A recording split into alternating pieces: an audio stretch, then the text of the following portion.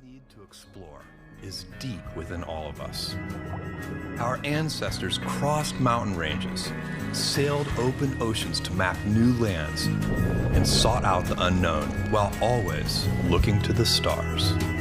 We're curious, and now we're at a place where we can pioneer new horizons.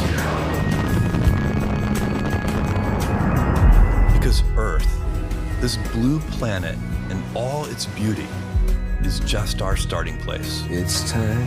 T-minus 10, 9, 8, 7, 6, 5, 4. Command engine start. 2, 1. And lift off.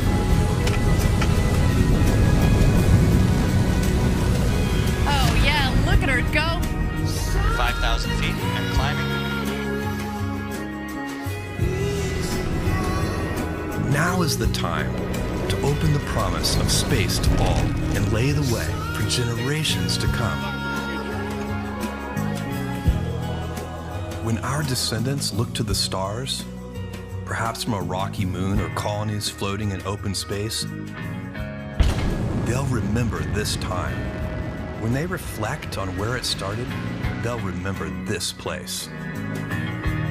And when they honor those first explorers who said, "Let's go," This is Blue Moon.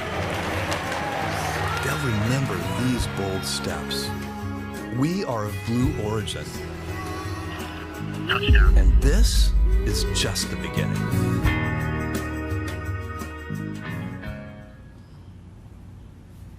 Good morning, everyone. My name is Ariane Cornell, and on behalf of everyone at Blue Origin, I am thrilled to welcome you to First Human Flight. It's a big day here at Blue Origin. 4 astronauts will launch to space and back on board our New Shepard rocket, which has safely flown 15 successful consecutive missions leading up to today. Today's launch represents a number of firsts. This launch will be the first time a privately funded spaceflight vehicle has launched private citizens to space from a private launch site and private range down here in Texas. It's also a giant first step towards our vision to have millions of people living and working in space. All the accomplishments with New Shepard directly help the development of our orbital vehicle, New Glenn, and our lunar program, Blue Moon. We're a human spaceflight company at our core. And by building a vertical takeoff and landing rocket first, we've been able to scale that technology up. And you might ask, well, why did Blue set out to do this? Because we need to build a road to space. And it all starts right here. We'll talk more about how New Shepard is helping our other programs a little later in the show. But first, let's talk about who's on board today. This is our crew. In their flight suits with their first human flight mission patches, they have completed training and they are ready to go this morning. Right in the center, of course, is our founder, Jeff Bezos. He's dreamed of going to space since he was a little boy. Jeff will be seated in seat number 6, right next to the hatch. Jeff invited his brother, Mark Bezos, to join him on the journey. Mark will be seated in seat number 4. And since there are 2 Bezoses flying today, Mark's call sign is going to be Demo. That is an acronym for his kids' first names. And the other astronauts' call signs are going to be their last names. You'll hear that, of course, over the radio later today. In seat number 3 in the capsule, Wally Funk. Wally has been trying to get to space her entire life.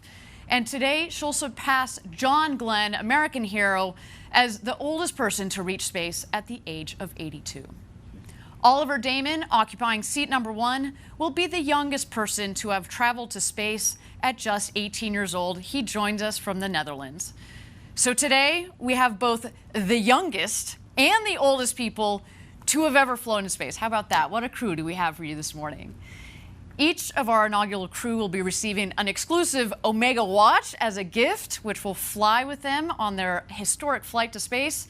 And each watch will be engraved with their name, the flight number, and a unique Blue Origin feather on the back, something to remind them of today's mission for years to come. This one they've donated to me for the day, but sorry, Omega, you may or may not be getting it back. Sorry, not sorry, actually. Now, these soon-to-be astronauts have been down here training for a couple of days now. And the great thing about New Shepard is, since it's autonomous, just about anybody can fly on board. We designed it this way from the very beginning so the people on board can sit back and enjoy the ride of a lifetime. Let's take a look of some of that training from the last 2 days. This training is meant to get you comfortable with the vehicle, get comfortable and familiar with the sights and the sounds, and learn how to maintain a safe mission. Again, it's autonomous. We're not teaching you how to operate the vehicle, and that's exactly what you're seeing here. You know, I actually recently went through this training, and I gotta say, the training is a lot of fun, very informative, but also very importantly, you build these bonds with your fellow astronauts, and you create these stories together. Now, my crew of astronauts, A-S-T-R-O, capital N-O-T-S, astronauts, we were the fake crew. We called ourselves the prequel penguins because we were the last rehearsal crew and we wouldn't be flying. But again, these are the types of stories that you walk away with. And you know, at the end, after that training, I felt prepared to fly. And when I say prepared to fly, I felt confident in my own abilities to participate and enjoy the flight, but also confident in Blue Origin, the team, and most of all, this big, beautiful rocket that we built with safety at its core. It was a great experience and obviously one that I highly recommend, but next time though, I'm not just stopping at the training, I'm getting on top of that rocket. But while we have a moment here, I want to acknowledge the entire Blue Origin team who has made first human flight possible, so many of whom are following along today at watch parties across the country. The biggest one will be at our headquarters in Kent. There they are. It is early. Good morning, guys. They're going nuts already. I love it. I love it. Thank you, Team Blue. You guys are in for an amazing day. Amazing day. I love it. I'm not really a morning person, but you know what? This is a really good excuse to get up. Let me tell you, it's going to be a big day. All right, down here in West Texas, a little earlier today, our astronauts arrived at the Astronaut Training Center. And standing by outside the Astronaut Training Center is our on-the-ground correspondent, Caitlin Dietrich. Good morning, Caitlin. What is the latest? Good morning, Ariane. I'm here in front of the Astronaut Training Center, and I gotta tell you, outside here, it is a beautiful day. It could not be nicer for a rocket launch. I'm looking right at the rocket on the pad here. We're all getting a little emotional and pretty excited. And at about T-minus 2 hours down here in West Texas, the astronauts arrived here. They got out of their truck and they walked into the training center. There was no frowns on any of their faces. Everyone was smiling. The energy was high. Wally Funk was basically skipping into the training center. I think they're going to have a good flight today. And what they're doing inside is just getting suited up in their flight suits. And they're going to do, you know, final kind of mission briefings just to get kind of refresher here in the early morning hours. And then at T-minus 45 minutes, when they get the go to load, they'll walk right out this door, get into this Rivian, and be on their way to space. Thanks, Caitlin. I imagine Wally Funk was more like doing cartwheels into the Astronaut Training Center, and I highly expect her to be doing the same to the Rivian trucks. That woman, her energy is infectious, and she has all the reason to be excited today. As we said, she's been waiting her entire life to get to space. All right, we're going to be checking in with Caitlin a little bit later for more updates. But right now, let's turn our attention to the rocket. She's right behind me, just a couple of miles north from where I sit. Now, New Shepard is named after Alan Shepard, the first American to go to space in 1951. 50 years ago. And earlier this morning, as you can see here, New Shepard left the barn and traveled to the launch pad to prepare to go to space and back. This time, of course, with astronauts on board, including our very first paying customer, Oliver Damon. Now, back inside the barn there, I should note that we do have a second rocket, and we have had several paying payload customers on previous flights on that rocket. We will continue to fly future payloads on that dedicated rocket for that. The rocket that's over my shoulder here, that rocket will be dedicated to flying astronauts this flight and going forward for many more to come.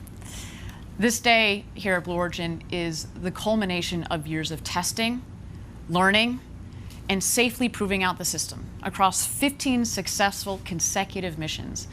With that in mind, let's zero in on New Shepard, the importance of safety and redundancy, and how we got to first human flight.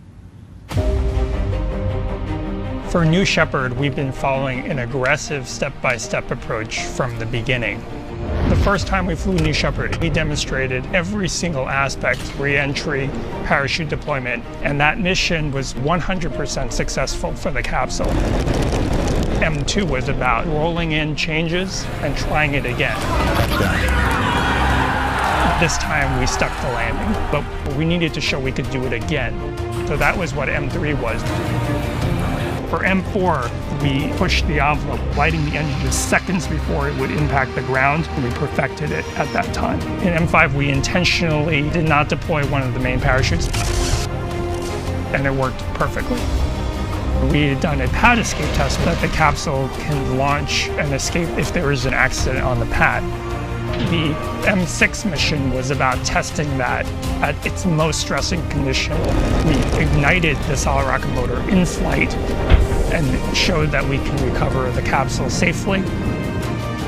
For M7, what we introduced was a new capsule design. M8 was just a repeat, and then the third escape test was to show that we could escape in space. So on M9, the capsule lit off its solid rocket motor and landed safely. M9 and M13, we are flying payload missions for customers, giving us even more and more confidence in the capability of the New Shepard system. 13 was a perfect flight, preparing for the M14 mission, another verification and check. We're ready for first human flight.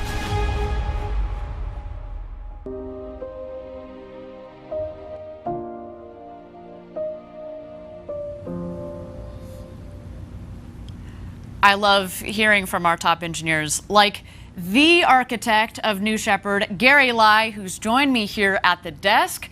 Gary's been at Blue Origin for over 15 years and is part of the amazing team that built New Shepard. Gary, welcome. How's it going? How's your day? Anything going on? You got anything on your schedule? Yeah, I'm a little busy. Oh, okay. Okay, fair enough. Why don't we launch a rocket? What do you say? All right, let's do it.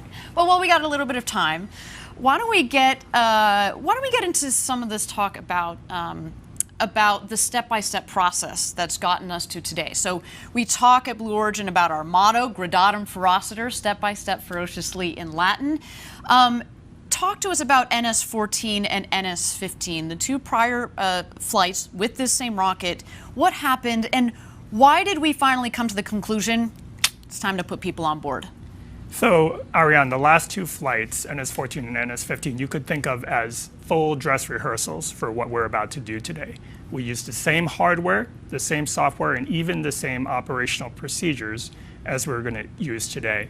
Really, the only difference in today's launch is that rather than the astronauts getting out of the capsule at the last minute, they are going to stay on and they're going to enjoy the ride to space. So after those launches, we looked at all the data. We made sure that that hardware, that software, those procedures fulfilled all our requirements. We didn't need to change, and we came to the assessment that yes, we are ready. Fantastic. Now, again, you've been here for now 17 years, I think it is. You've been here since the beginning of the program, the original blueprints, the requirement building, all of that. Talk to me about how you guys approach safety and the safety philosophy that you took as you developed and tested and now are flying this rocket. So we believe this vehicle is very safe, and is not just the record of flight tests, 15 consecutive successful flight tests. If it was just that, we wouldn't be able to prove it. The reason we know it's safe is because we have done so much more testing on the vehicle and the components on the ground in much more stressing conditions. Really, what the flight tests tell us is what does the vehicle and its components have to, what are the normal conditions? And then on the ground, we test well beyond those conditions, really until we break it. So when we say it's safe, it's because we know it can take much more than it's going to ever experience in flight. Really, the flight is kind of easy on the vehicle. Fantastic. I want to turn our attention for just a moment to the next vehicles in our fleet of programs that we've got going on at Blue Origin, New Glenn and Blue Moon. New Shepard really is at is built into the DNA of those programs as well. We don't just stop with New Shepard. We're going orbital, we're going to the moon, we're going to beyond. Why don't you talk about how New Shepard supports those other programs? So New Shepard is just a part of the entire story of Blue Origin. Really, if you set out just to make a space tourism suborbital vehicle, you would not have built New Shepard. It would be overly complicated. We selected the architecture of New Shepard so that we could build a vehicle and technologies that would allow us to gain practice and develop those technologies for those other vehicles. For example, vertical powered landing. It's a very complicated way to land a vehicle, but it is very scalable. And if you are going to a place like the moon, you're going to have to do it. You can't land on the moon with wings. Deep throttling engines, you need that to land on other planets, and then also liquid oxygen and liquid hydrogen propellants. They're very high performing, the highest performing propellants they are, and you can also extract them from lunar water. So again, New Shepard, very important part of everything that we're doing here at Blue Origin. Of course, we're going to have an incredible suborbital tourism program. We've got a wonderful payload program with many customers who have already flown, but this is just the beginning of many great things to come at Blue Origin. Now, I want to go back a little bit and talk about, we were talking about safety just a second ago. Talk about redundancy. Backup systems, and in the case of New Shepard, backup systems to the backup systems to the backup systems to the backup systems. What is going on there? Because it goes beyond what meets the eye, right? Absolutely. So every system on the New Shepard vehicle that is needed for safety has one or more backups, many backups in a lot of cases. So let me give you some examples. So we've already talked a lot about the escape system, and that will activate, in case there's something wrong with the rocket, it will activate and propel the crew away and land safely. We've talked about the parachutes. There are 3 parachutes. We've designed the vehicle to land if only one of those parachutes opens. But that is just a start. Every valve on the vehicle, every mechanism, every battery, every sensor, every wire, every flight computer, everything on the vehicle has a backup, and in some cases, multiple backups. An incredibly redundant vehicle. Last question for you. Would you put your kids on board? We set out to design this vehicle for anybody, not professional astronauts, anybody with very little training. And that is a very hard problem. And yes, we have succeeded, and I would put my own kids on that vehicle. All right. One day, summer vacation in space. Thank you, Gary. Appreciate the insights. I look forward to seeing you back here later on in the show, and we'll get a lot more input from Gary Lai, again, the architect of New Shepard. And with that, let's take a breather, check out New Shepard on the pad as we take closer to first human flight.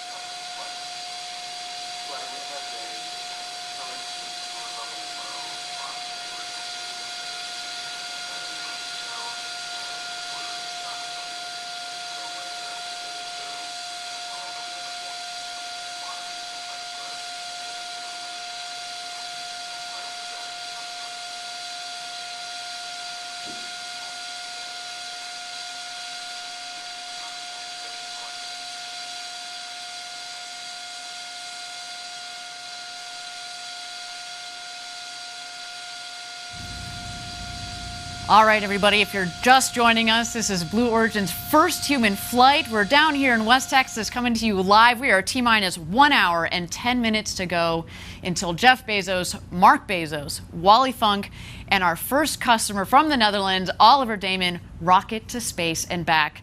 The excitement is palpable down here at Launch Site 1 in West Texas. But I want to keep things moving for you, so why don't we take a closer look at the aforementioned astronauts, the Bezos brothers, Jeff and Mark. You see the Earth from space, and it changes you. It changes your relationship with this planet, with humanity. It's one Earth. I want to go on this flight because it's a thing I've wanted to do all my life. It's an adventure. It's a big deal for me. I invited my brother to come on this first flight because we're closest friends. I really want you to come with me. Would you? Are you serious? I am. I think it would be meaningful. Have my brother there. I wasn't even expecting him to say that he was going to be on the first flight. And then when he asked me to go along, I was just awestruck. Seriously? If you're willing, if you want to. God. Yeah. what a remarkable opportunity, not only to have this adventure, but to be able to do it with my best friend. I love you. I love you too.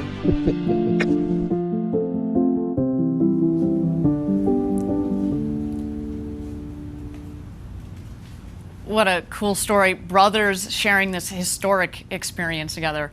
Now, Mark has been part of the Blue Origin story from the very beginning. He's been with us every step of the way, and we're so excited to see him on this first human flight. You're taking a lot of us up there with you, Mark. But we're not stopping there. Second human flight and beyond are already in the works. And you know, since the auction on June 12th, I've had the good pleasure of speaking on the phone with many of the participants from the auction who now have been quickly filling up seats for the next several launches. Sales are open, everybody. If you're interested, send us an email at astronauts@blueorigin.com. And we're planning 2 more flights this year, and as we said, many more to come in the years following. Folks, this is an authentic rocket ride. You're in the crew capsule, launching 100 kilometers up over the Kármán line, the internationally recognized line of space, and safely back to Earth. And what a crew capsule it is. Let's take a look. For your once-in-a-lifetime journey, you will travel past the boundaries of Earth's atmosphere and into outer space.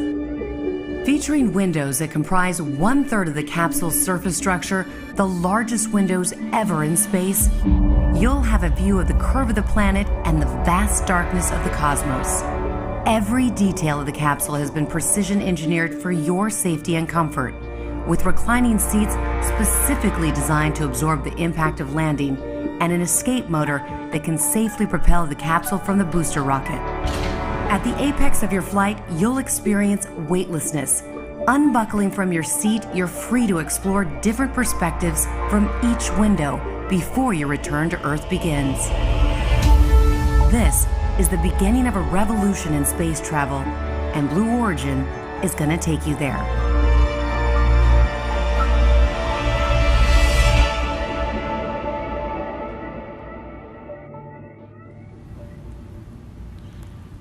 So yeah, our crew capsule is pretty sweet, very spacious. I should note that that crew capsule has 10 times the volume that Alan Shepard had on his flight to space. And of course, you notice those big, beautiful windows in comparison to poor Alan, who just had essentially a little porthole to look out of.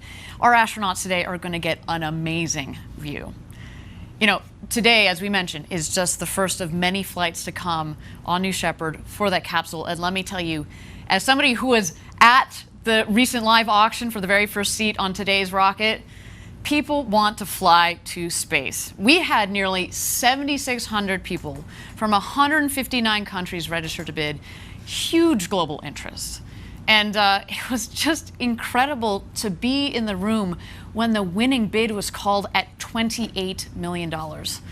All that money went to Blue Origin's Club for the Future.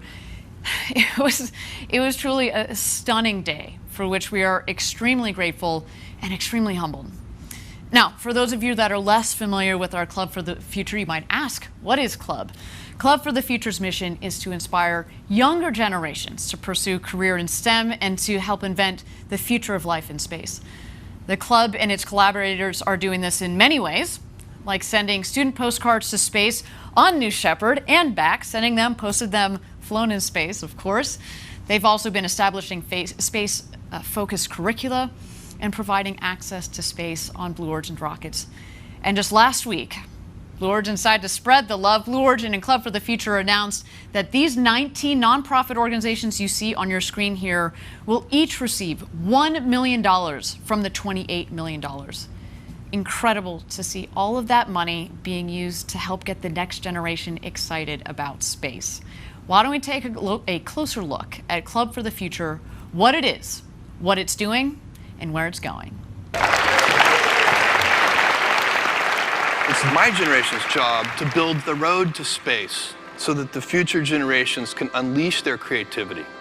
And one of the things that we have to do is inspire young people to build the future of life in space.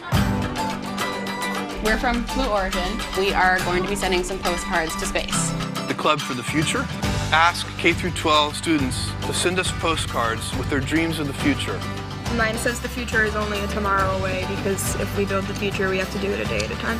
That's really poetic. That's really cool. We're going to send those postcards to space in New Shepard. And then we're going to bring them back and mail them back to you. Let's take a look at some of these. These are fantastic. What a great drawing. It's time to verify. Nice. That's beautiful. I'm interested in space medicine and space exploration, so I have a futuristic city with a rocket launching. Thanks for being members of the Club for the Future. The kids I talked to earlier, if they are representative of the current generation, we are in good shape. Big things start small. Let me tell you, the future of space is in very good hands. Guys, we're building the road to space, but the journey on it is going to be yours. And there are a lot of brilliant kids out there, so please keep up the great work, guys. With that, why don't we take a breather, check out New Shepard on the pad as she gets ready for first human flight.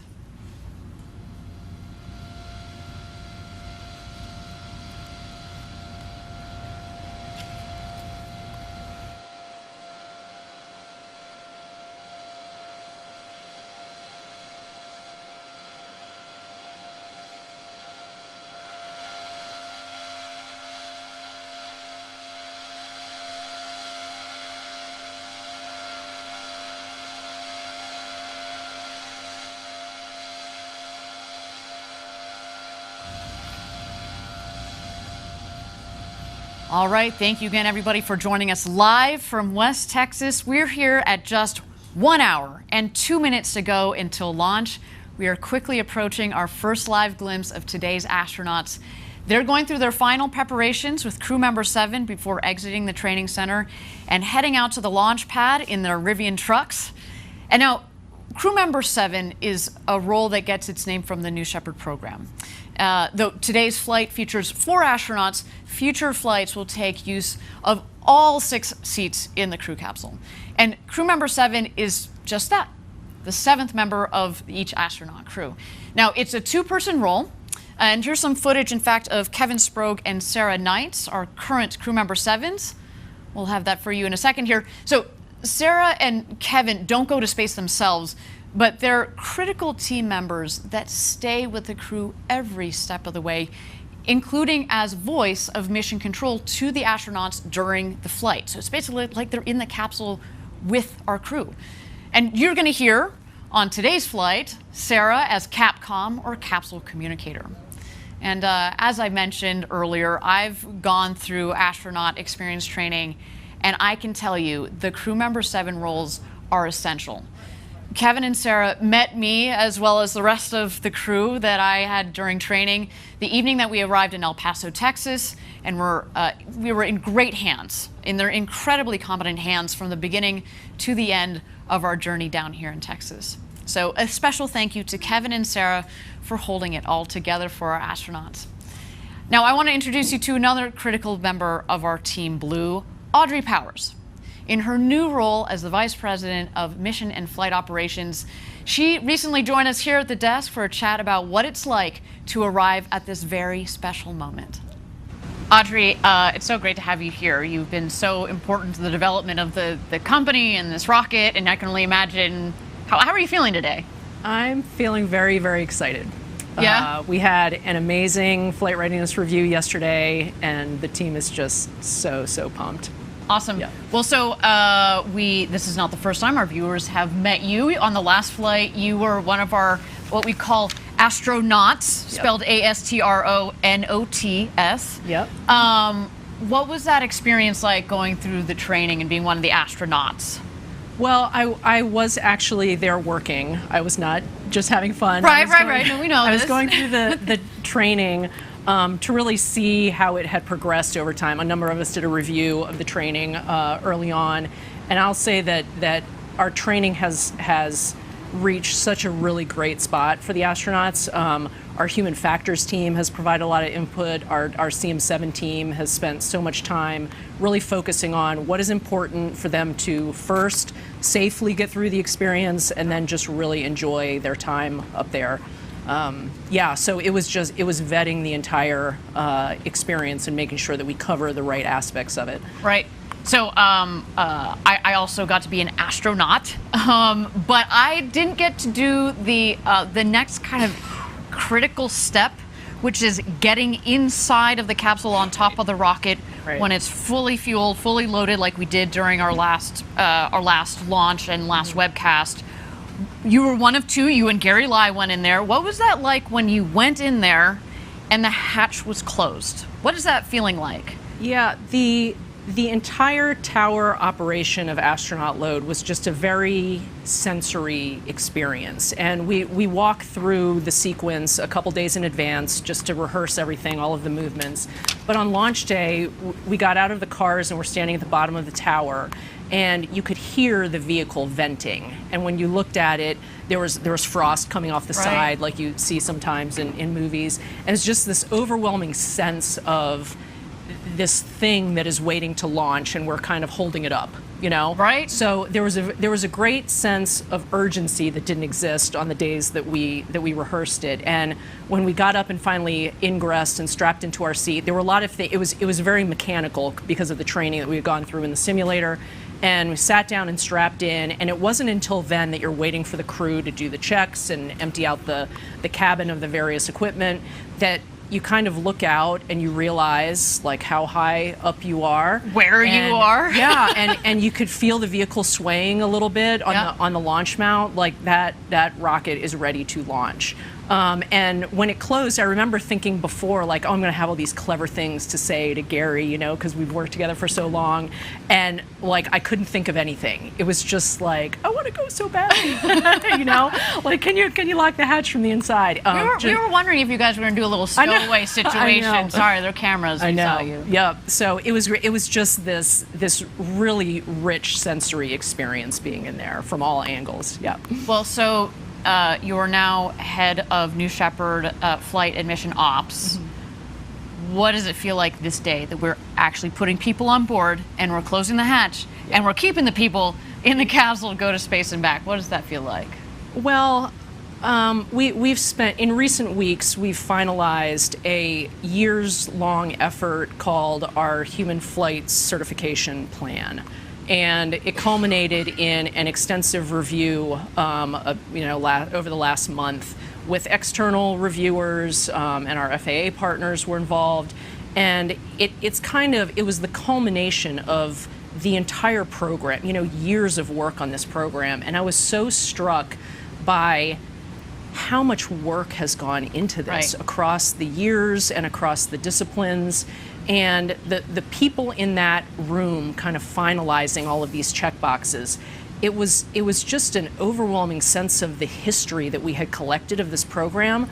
And I was so, before I came to this position in New Shepard, I supported New Shepard, and I knew the hard work that was going on in this program, but I have been so struck by just the professionalism and the bias for action and just the critical thinking that everyone on this program puts in. And I have been awestruck by people that I have been working with for years. I mean, I knew what great work they did, but being part of it and part of this team, I'm so honored that they wanted me in this position, and that I'm participating in this now. Yeah. Well, Audrey, to you and to your team, to the whole Blue Origin team, thank you for all of your hard work. We cannot wait to see the launch, and Godspeed, New Shepard. Thank you. I can't wait to see it either.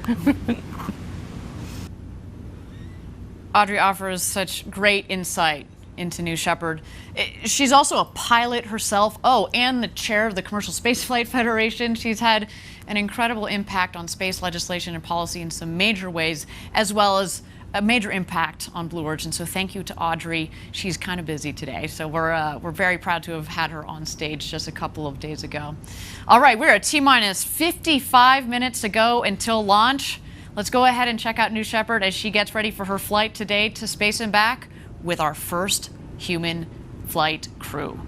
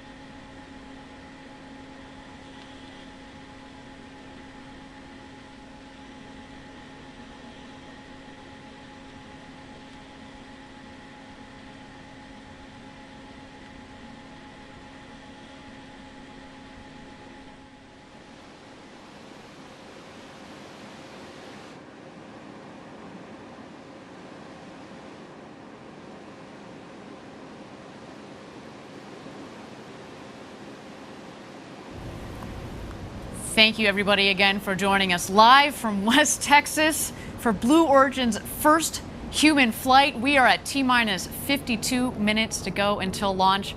Right now, our 4 astronauts are inside the Astronaut Training Center. We are waiting for them to exit to get in the Rivians, and then we will be waiting for a go for astronaut load-in. I can already hear the helicopter above that's going to be following them on their way out. Now, that astronaut training center, what we have in that training center is basically it's a classroom, but I'd say the centerpiece of it is a beautiful crew capsule simulator. And it's a really cool simulator. Some of you may have seen in the past, we've had a mock-up that we've been able to take to various events. But the simulator that's in the astronaut training center is kind of a step above, a step beyond, because in it, we are able to simulate the sounds, the vibrations, the full crew screen and alert system that we have for every single seat. And so during the training, you spend a lot of time, of course, understanding, with crew member 7, understanding the general New Shepard system, all of the procedures, ingress, egress, and getting to know the Blue Origin team, but you do spend a lot of time in that crew capsule. And as mentioned, we go through these simulations of the flights and of all sorts of different scenarios so that our astronauts feel comfortable, as we said, so they can sit back and kind of enjoy the ride. Enjoy this incredible experience. They've got these huge windows right next to them. We want them to be focused on that view, focused on feeling the G's as they come on. You know, you're in these beautiful, nice, soft, reclined seats that disperse the G's. It's a wonderful experience. And that simulator, we run these scenarios. We've got full audio. We've got full vibration. And it's a really critical component of the training program, let's say.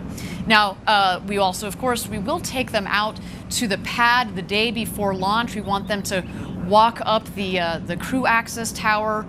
You'll see it's hidden a little bit in that shot there on the left there, but that is the safety shelter. So we'll see as the astronauts drive out to the pad itself, they will ascend the stairs, the set of stairs on the left. They'll take kind of a bit of a timeout in the safety shelter. The crew member 7, Kevin Spro, will go out to the across the bridge there to the tower that's in the center of your screen. He will be working with the tower crew there, make sure everything is set and sorted to go for our astronauts.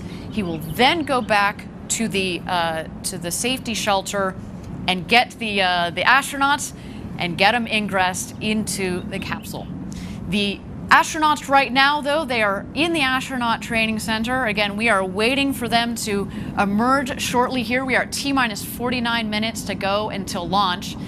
Again, they are going to be entering into their Rivian trucks and heading out to the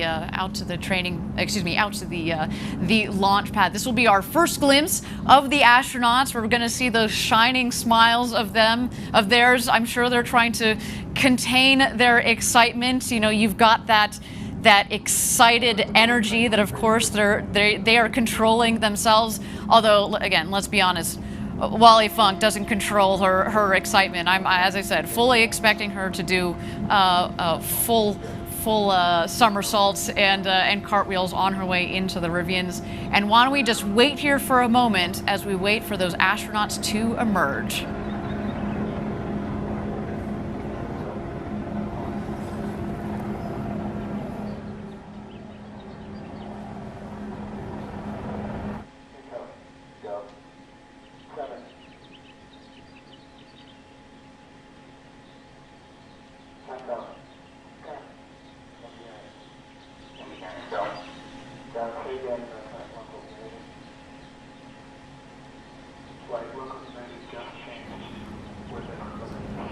Thank you again, everybody, for joining us live for New Shepard's first human flight. We are waiting for our astronauts to emerge from the astronaut training center. We've got our on-the-ground correspondent, Caitlin Dietrich, who is just outside of the training center. Caitlin, what's going on out there? So you can really feel the energy start to build now. We've just heard that everything's continuing nominally towards launch. The countdown is moving forward. We've got our helicopters in the air waiting to capture our astronauts as they take their Rivians to the launch pad. The sun's coming up. It's a beautiful morning.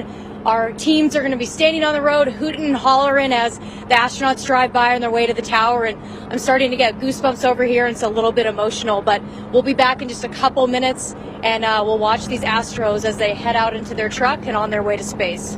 Fantastic. Thanks, Caitlin. We'll send it back to Caitlin in a moment here as we wait for those astronauts to emerge from the astronaut training center.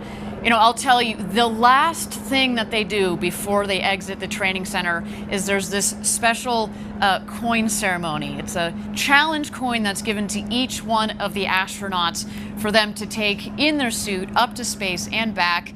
It's a military tradition, but it really makes you feel like you are part of a team. And what a team to be part of. What a crew to be part of.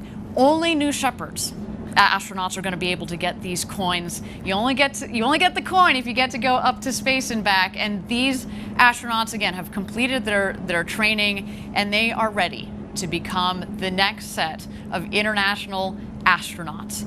So again, we're waiting here for just a moment while we wait for the astronauts to emerge from the astronaut training center. We are at T-minus 46 minutes to go until launch.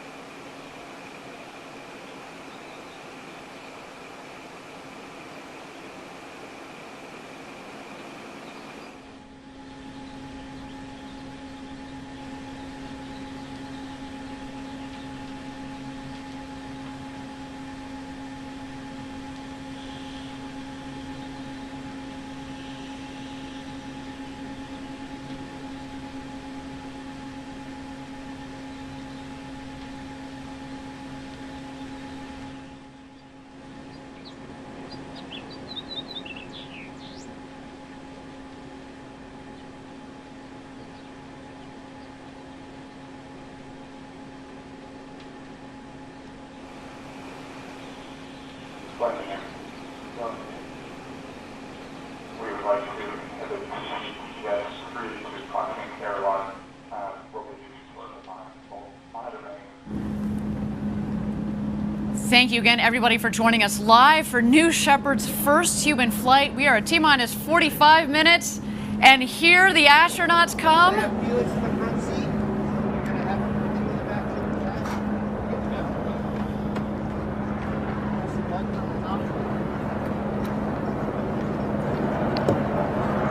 There you see Jeff Bezos in the foreground, Oliver Damon stepping into the Rivian. Crew member 7, Kevin Sprogue, there on the right, as well as Wally Funk. What a moment for her. At the age of 82, she will become the oldest astronaut to have ever flown into space.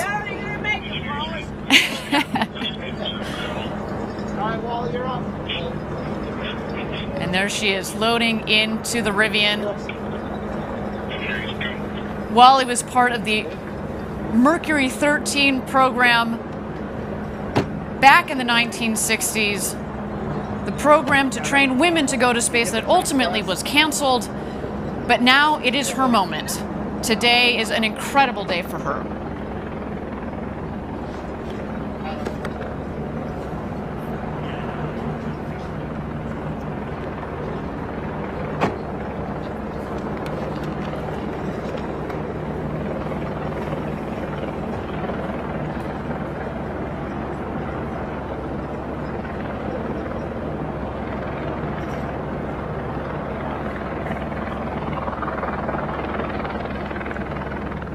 All right, now we're going to be waiting for mission control to get a go for astronaut load out to the pad. That's when the Rivian will start heading out towards the pad. They're actually going to pass right behind me here. I'm certainly going to give them a wave. They then will pass mission control, get some last-minute love from our team there, as well as their families. And then they will head down the road to space to the launch pad. And we'll go for load-in. There they go, everybody.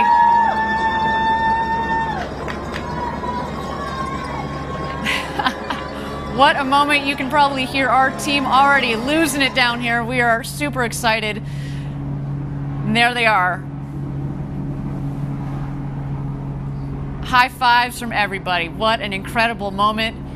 They're coming over here just behind my right shoulder.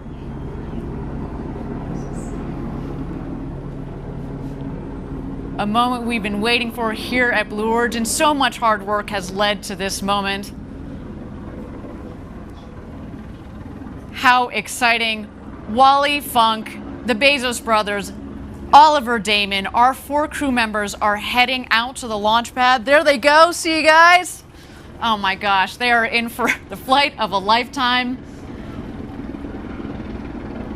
And just a couple yards to my left here, that is mission control, and here they go passing by mission control. There you see Jeff Bezos waving to the team.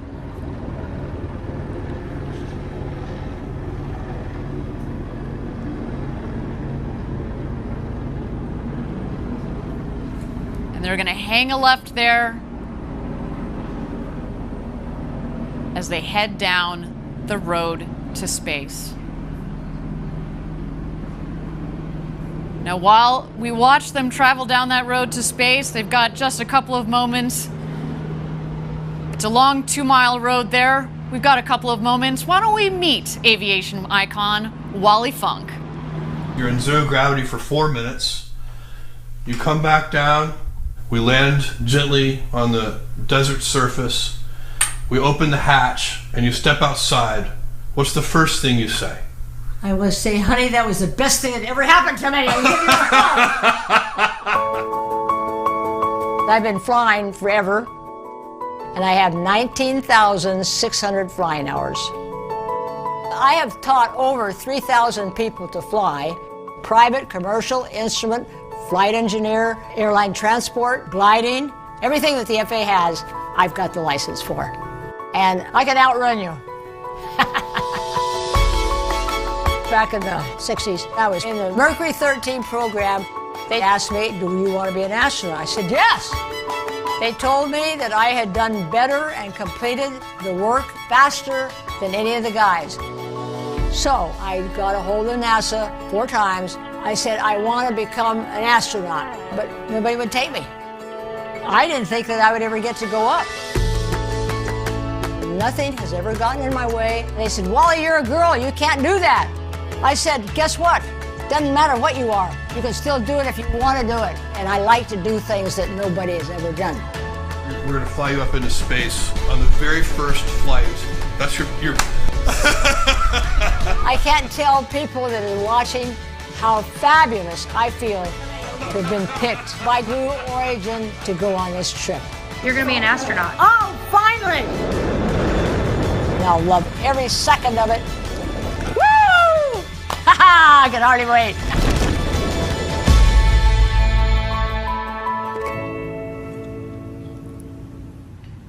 We are just so thrilled and frankly honored to help Wally Funk finally realize her dream of going to space. Now, recently I was lucky enough to spend a couple of moments with her right here at the desk. Why don't we take a look? Wally, it is a pleasure to meet you. As a fellow pilot, you are an inspiration, so thank you. You don't know how great it is to meet you, that you are a pilot. I want you to go fly more in that glider and jumping. Oh, well, that's great. And hopefully follow in your footsteps and go on New Shepard one day. Absolutely. Oh, I mean, yes. So, Wally, you've waited a while to go to space. A silly question, but are you excited? No, not at all. Of course. Since I got on the airplane and I got to fly the airplane and get here and meet all of you, this is so fantastic. What do you, so on launch day, what do you think is going to be the most exciting thing? What are you looking forward to the most?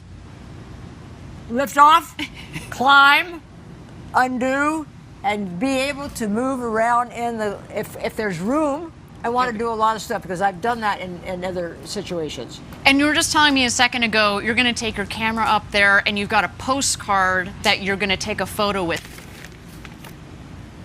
That is what's going to be on the window when I go up, and then I'm going to take a picture of it with Earth behind me.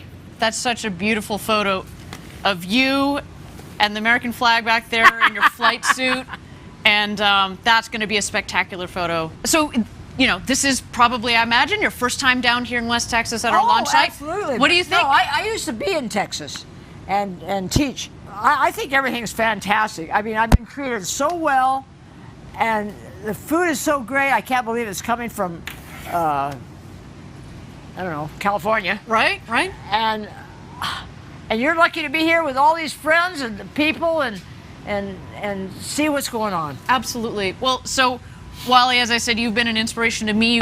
What would you say to the next generation of young people that are out there that want to go to space? Well, I've talked to young people all my life. How many of you girls and boys want to fly? Well, not many raise their hands. I said, well, I tell you what, get your parents to take you out and give you a flight. Right. That's what my parents did at 7 years old. And if you like it, you'll continue on. And if you don't, you might continue on because something's going to be in your heart that's going to want you to do that. I cannot wait to see you go to space. Thank you for being with us. It's a pleasure to have you. Thank you. Thank you, honey. So yes, as you just saw, Wally Funk is the real deal. I was doing my best to contain my fangirl moment there because she, again, is an inspiration to so many people around the world, and myself included. We see here that the astronauts are starting to ascend the crew tower. There's Wally waving. She's leading the crew. Gary, welcome back. It's good to have you back here at the desk to get you to help with the play-by-play here. We just saw a moment ago that they drove around the ring road, stopped, took a photo because, of course, you know, we're memorializing this moment as best we can for these astronauts. They so deserve it. So going up the tower, we've got Wally, then it looks like Jeff Bezos, his brother Mark, and Oliver Damon that are heading up to their rocket. Now, while we have a moment here, I do understand that Caitlin Dietrich is standing by at Mission Control. What's going on outside Mission Control, Caitlin? Hey guys, Caitlin here. I'm with Jarrett Jones, the head of our New Glenn program here. Jarrett, how are you feeling today watching the launch here from Mission Control? Excited, awesome. This is amazing. It's just incredible. You could only dream about this day. And you know what, Caitlin? It's not lost on me and probably many of the viewers that today is like July the 20th, the day Neil Armstrong, who also graduated from my alma mater, Boiler Up, stepped on the moon and made history. And we're doing it at New Shepard and Blue Origin, doing our first human launch, and it's just amazing. And the reason I'm excited but also focused is that there's quite a bit of technology transfer from New Shepard to New Glenn. Everything from the BE3 engine with the LOX and the hydrogen all the way down to our landing gear. I mean, this is an exciting day for us, and I'm just excited. I don't want to take the spotlight away. It's about New Shepard, and I'm just very proud of this team and then Blue Origin as a whole. I mean, just amazing day, Caitlin. Well, we like to say that New Shepard is basically the second stage of New Glenn, so you're kind of seeing the second stage fly here today. Absolutely, absolutely. New Shepard was built and designed for scalability, and we took advantage of it in New Glenn. So it's amazing feat that we're doing, and just proud to be here. Just glad to be here, Caitlin. So smart. It's the epitome of our step-by-step approach, as you hear us say. And I want to pan back to Mission Control. We've got a lot of our team here on the porch here. Hey, guys! Woohoo!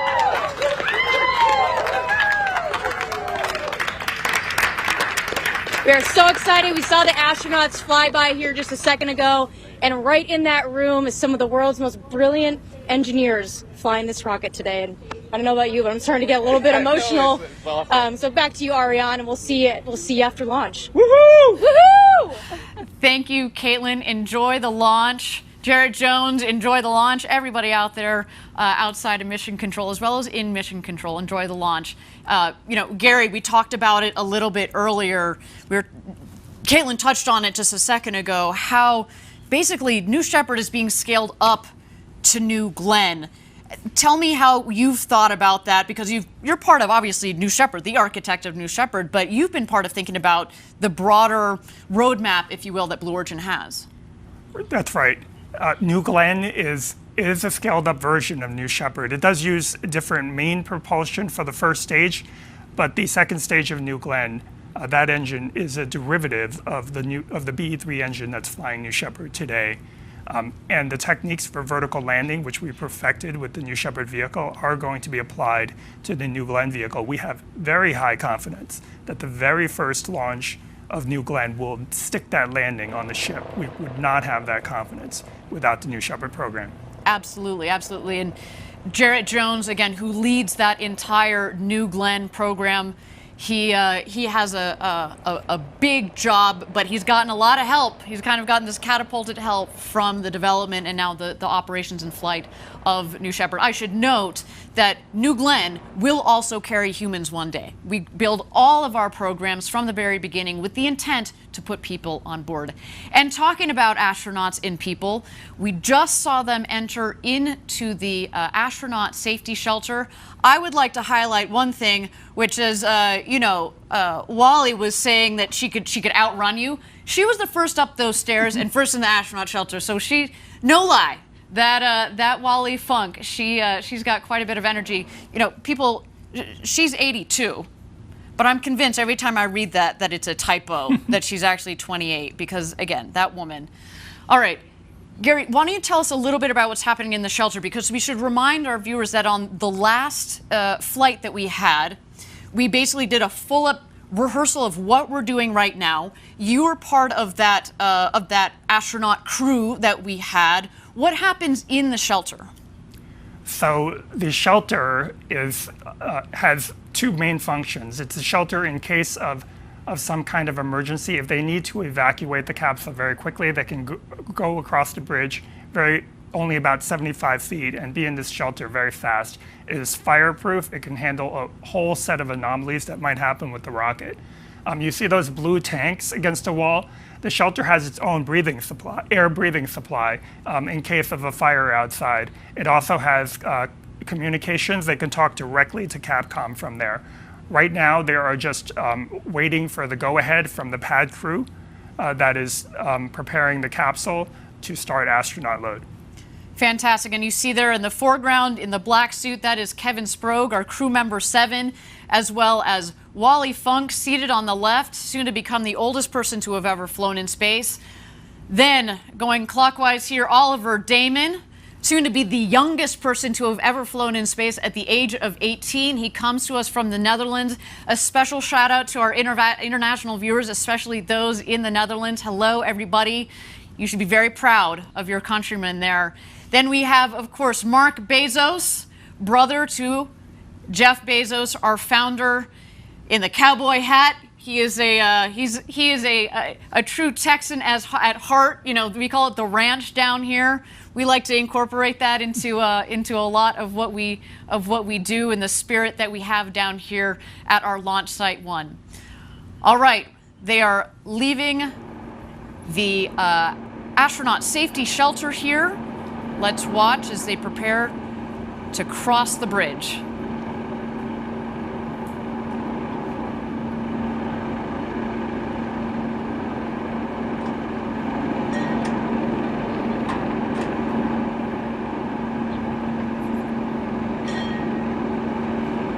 What a moment.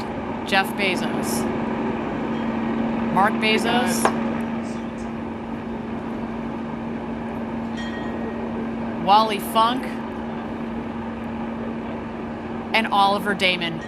Ring the ceremonial bell. Making some noise on their way to get into the crew capsule. Kevin, the crew member 7 that you see there in the black suit, he is now going to help them ingress, get into the capsule, get situated in their seats, and of course help them get buckled into their harnesses and go through any final safety checks before closing the hatch. I mean, we should note though, Gary and I have both been through the astronaut training experience. It's a 5-point harness. By the time you're done with training, you can do that upside down, backwards with your eyes closed, inside and out. I mean, you definitely understand how that works, and you're going to need to, because when we come back, when you get back into your seat from 0G, that's very important. Let's watch here as they cross the gantry, taking some final photos. We've got our photographer there, Felix Koons, a brilliant photographer who's taken those beautiful shots of the crew that we saw earlier. And there they go, into the crew capsule. Gary, do you want to talk about the hosing and the piping that you see going into the hatch? So that is just a cabin environmental control system. While it's on the pad, before we seal the hatch, we want to make sure the air is fresh and air conditioned in there. That hose will be removed, obviously, during hatch closure. And so what they're doing now is just one by one entering the cabin and getting fastened, and then they will go through a series of comm checks with Capcom. Fantastic. There's Wally Funk in seat number 3 there. Oliver getting situated in seat number 1. I'm starting to shake a little bit. Not only, again, have we practiced this, and not only on the last flight did we have a full astronaut rehearsal like this, but it's different. We've done, again, 15 consecutive missions to get to this point. But it's so much different when you put people on board. But again, so much testing, so much design, so much thought, and incredibly well-trained Blue Origin team that's supporting these astronauts, our first crew on New Shepard. Just wonderful. We are ready for today. Now, we are standing by here for Capcom to welcome our crew into the capsule. Let's stand by for some audio there. There's our mission control.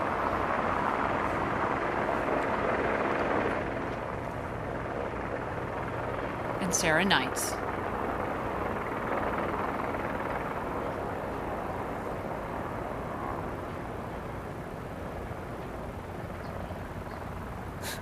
Sarah Knights, again, as she has this incredible.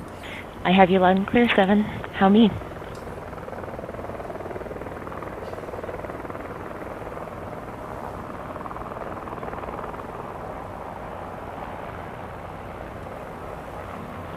Here comes Kevin. Kevin will help you out. Here it comes, Wally.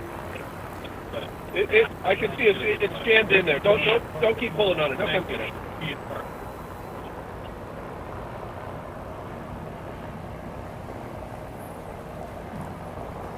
So again, we've got Capcom's Sarah Knight. She's one of our crew member 7 on the left. Our 4 astronauts are loaded into the capsule.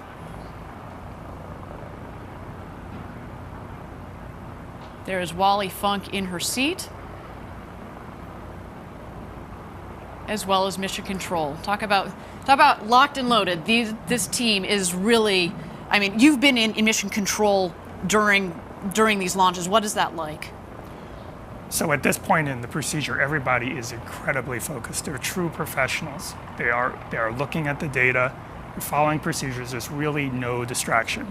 You can hear a pin drop in that room unless they're working an issue. And as you saw in that picture, we run a very, very tight ship here at Blue Origin and on the New Shepard program. That picture of the front room of Mission Control, that is all the people that are operating the rocket at this point, in terms of pushing the buttons to make things happen, in addition to the pad crew. There you see, we've got crew member 7 that is making sure Wally's harnesses are all tight and snug there. You know, to your point about crew, Gary, I mean, we talk about designing an autonomous vehicle that launches and lands and reuse, but we've built also the operations to also complement that, to lower the cost of accessing to space, because that's at the heart of building this road to space. So we've built it so that it's an efficient vehicle, efficient operations. Absolutely. So in addition to that front room, which is really just a half a dozen people and some backups to relieve them in case they need a break, there is an engineering back room right behind that room. It's the size of a small conference room, really, and it consists of engineers that are there just in case there's an anomaly that needs investigation. Mm-hmm. But you can actually see it through those back windows. That's it. That is all that is needed to launch New Shepard. We have some support staff on call in Washington State in case of an anomaly, but for the most part, that's it. And we architected it that way. So look, we got catch. Did you say catch Wally? She was waving at you, Gary. Oh, and is that? I think that's the postcard that she promised everybody she was going to be bringing up to space with her. So not only is the crew ready, but we got the props ready. We've got the photo shoot all set up. But getting back to the crew and crew operations that we've set up, as you said, lean and mean, but also, we talked about it earlier, in addition to the safety and critical to safety, are redundant systems, backup systems, backup to the backup. And, we were talking about the team that we have back in Kent. So that is part of it. It's not just in, let's say the mechanical systems, the engineering that goes into the capsule, but from an operational standpoint, we've built that in from the very beginning. Some beautiful shots there of the capsule. So the window with the white square there, that is Wally Funk. To the left, that is Mark Bezos, Jeff Bezos' brother. And in fact, to the left of him, a little harder to see off of that other window, that will be Jeff Bezos. And Oliver Damon on the other side of the hatch, he's also harnessed in, ready to go to space, ready to become the youngest person to have ever flown in space. Again, he comes from the Netherlands. So beautiful. Again, as we talked about at Blue Origin, we really want to open up this experience to the world, and it's so wonderful that he is not just representing the next generation, but also more flags as we fly to space. Standing by here from Capcom. New Shepard, this is Blue Origin Mission Control. Good morning, astronauts, and welcome aboard the RSS First Step. Let's get things started with a comm check. Astronaut Oliver, how do you read? Blue Control, Astronaut Oliver, loud and clear. Copy. Astronaut Wally, how do you read me? Wally, push the button and answer. Actually, push the button until you can hear you're good. Oh, boy, that's clear.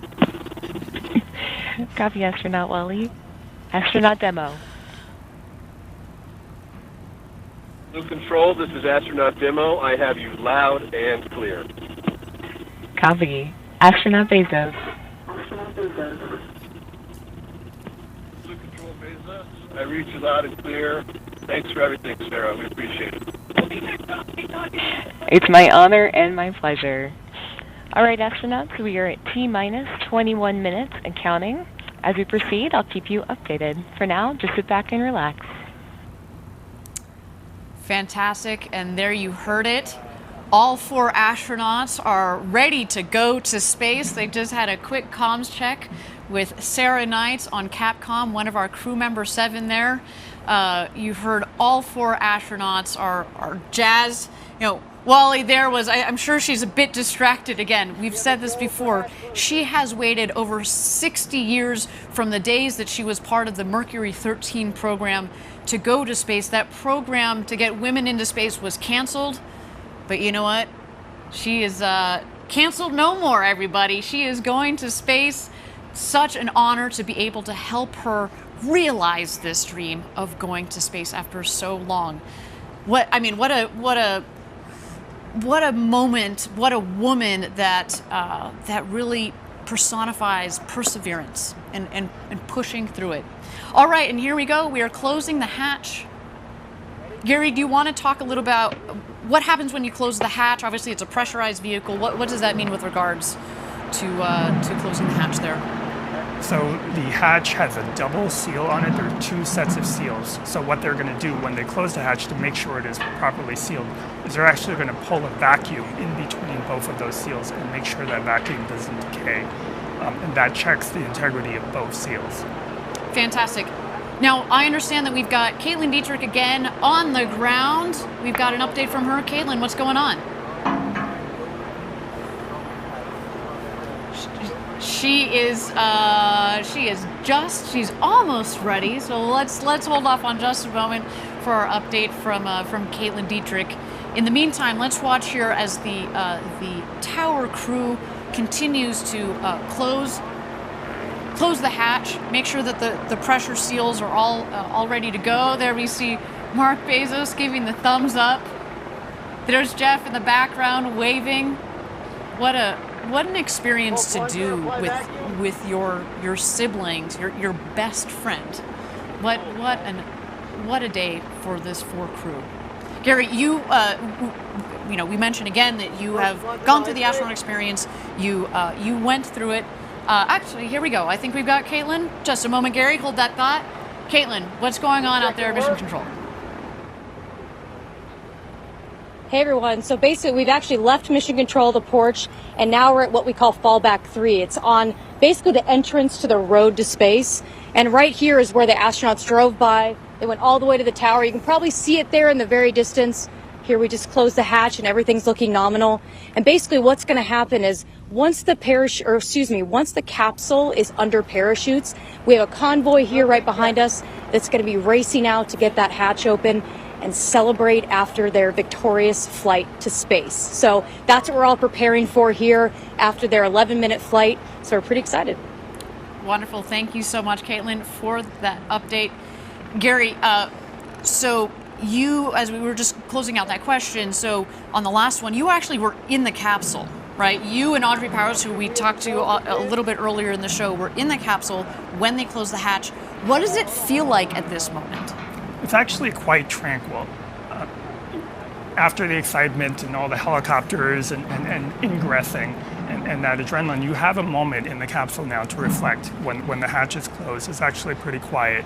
You've got hearing protection in just in case. You can still hear Capcom, but you have a moment to reflect. The fact that you're seated, reclined in a seat next to a window, directly next to a window that is so big, you can just turn your head and feel like you're floating right on the edge of the rocket. And then we've designed it that way so that when you are actually in space, You don't have to turn your head. You Right. can look right out and have the sensation of actually being outside.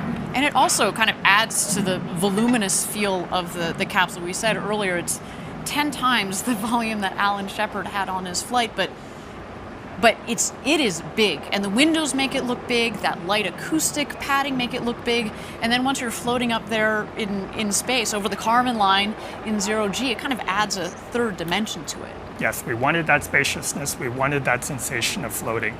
Really, if we were able to do it, we would have made the entire capsule transparent. That is kind of a cool idea. Is that for the next iteration? You working on that? Is that in secret? All right, we're not going to release that information on our webcast, but stay tuned, everybody.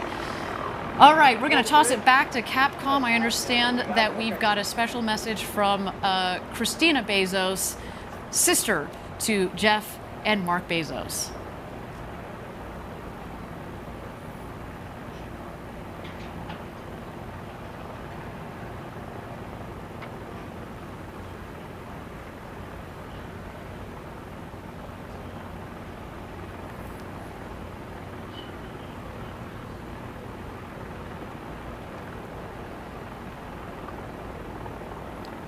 First up, Blue Control. On that note, Jeff and Mark, I have a special message from you from your sister Christina.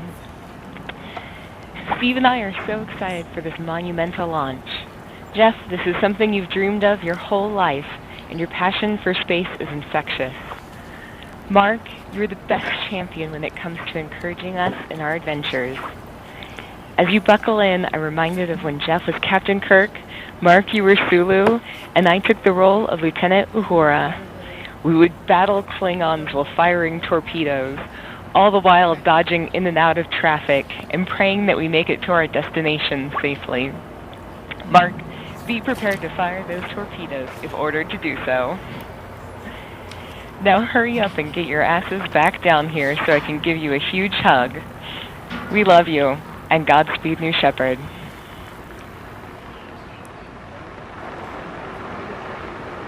And there it is, beautiful message from Christina. There is our Kent headquarters going nuts as they should. A big day for our whole Blue Origin team. It's early out there on the West Coast, but they wouldn't miss it for the world. Look at them. So amazing. Again, what a day for the entire Blue Origin team, for these crew members that are on board, for their families that are here, that have been supporting each one of these people's dreams to go to space. Just incredible. And, you know, we are sitting here at T-minus 15 minutes to go until launch. We are in a brief hold here, but why don't we meet Oliver Damon, one of those astronauts, again, our first, very, very first paying customer, and soon to be the youngest person to travel to space at 18. Let's see Oliver. I think it's the ultimate dream for so many people to go to space. I guess my first memories of space were Thunderbirds. I was a big fan of that. Watched every single episode there was. That was like the big thing with like the rockets and everything. Oliver, is this your first look at the vehicle? Yeah. It's so cool to go with this crew because Wally is like one of the best pilots ever and has such an amazing life story. Of course, Jeff is one of the best businessmen ever and a great visionary. And Mark is a firefighter and has such an amazing track record over his life. I feel a responsibility because I'm the youngest in space, and to get more people interested in space, and not even just space, but science, would be such an opportunity for me to do. When I touch down and I get out of the vehicle, I think I'll be just speechless. Now, Oliver also has his pilot's license and will be studying physics in college, and in just a bit he'll officially be an astronaut. But Gary, did you talk to Oliver? I did. I had an opportunity to meet him. Did you start recruiting? Did you get on that? What are you doing sitting here? Come on, man. We were like that guy not only is going to study physics but also innovation. So we can only imagine what is in store for Oliver in the years to come. But I can tell you what is in store for him in the next couple of minutes here. He is going to go to space over the Kármán line, up 100 kilometers up the internationally recognized line of space, and he is going to come back a freshly minted astronaut. Cannot wait for that. Now, we are at T-minus 15 minutes to go until launch. We are in a brief hold here, and while we're in a hold, why don't we turn it over to New Shepard and watch the rocket as she gets ready to take these 4 astronauts to space and back.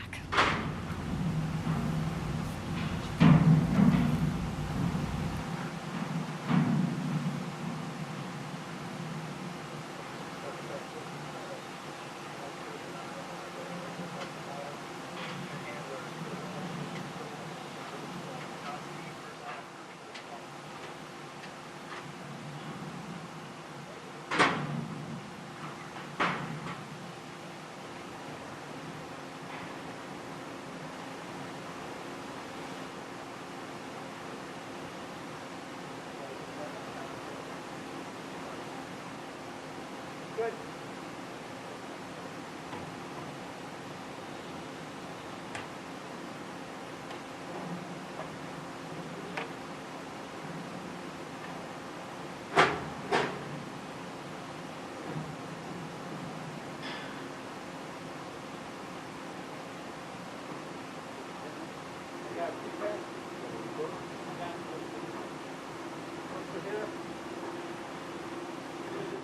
Enable. That's what this checked off. We're not fucking this up today.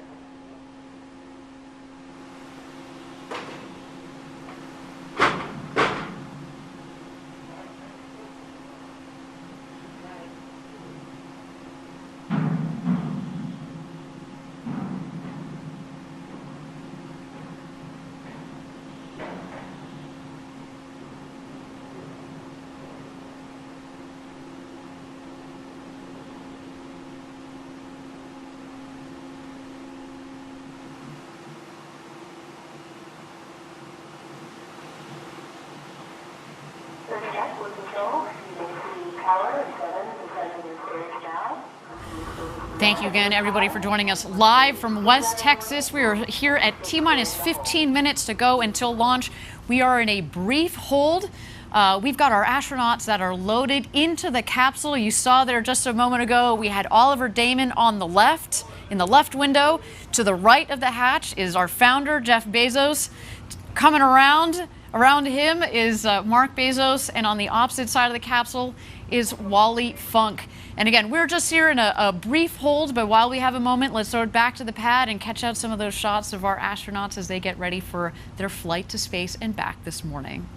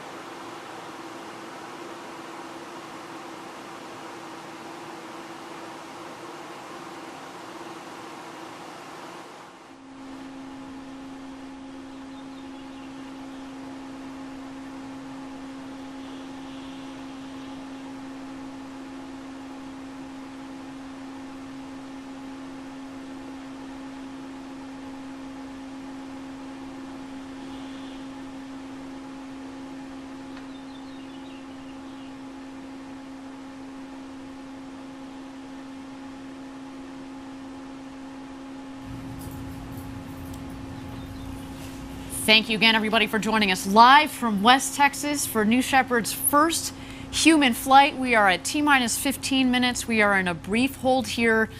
This is okay. I mean, to say, Gary, you can appreciate this. We spent years designing this rocket, months and months designing the mission, And if we need to take a couple of minutes more to make sure that the team is aligned, that we're all set and sorted, that our astronauts are happy, that the weather both on the ground and up aloft is within green zones, then we're going to do that. How do you guys think about holds when you're in mission control? What is happening right now? There's really two kinds of holds. There might be a hold while they investigate an anomaly, and very often that is not the case, though. There are sometimes holds just to catch up in the timeline. The thing about New Shepard that's distinct from orbital vehicles that you might have seen is that we don't need to launch at a precise time to meet some launch window because we're trying to intercept something in space. We have a lot of time. We can take our time. It's better to pause and hold if there's any reason to, if there's a sensor reading that you want to investigate or you just want to catch up in time. So that's why we tend to take these holds. Otherwise, we bias to launching as soon as possible so we don't otherwise have a lot of buffer in the normal count. Absolutely. So again, well, actually, now I understand. The hold is lifted. Yeah. So it sounds like that we have gotten the timelines all aligned, our teams are all sorted, and we are continuing our countdown. While we have a moment here, again, let's throw it back to the pad, check out our astronauts in the capsule as they get ready for their launch to space and back this morning.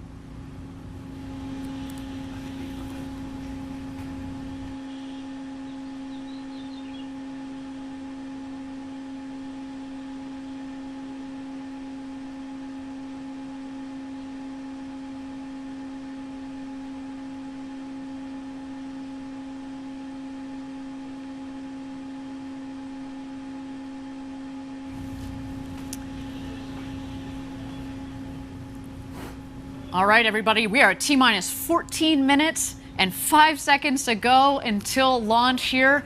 Got goosebumps going already. Again, the adrenaline is building and the energy is building up here as the clock ticks down.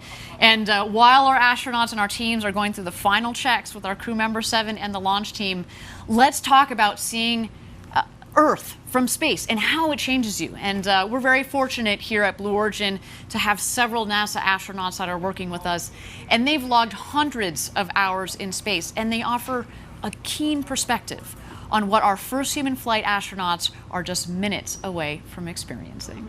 I find it's very interesting that people can look at a picture of Earth taken by an astronaut, but they don't get that change inside that actually being there in space gives you.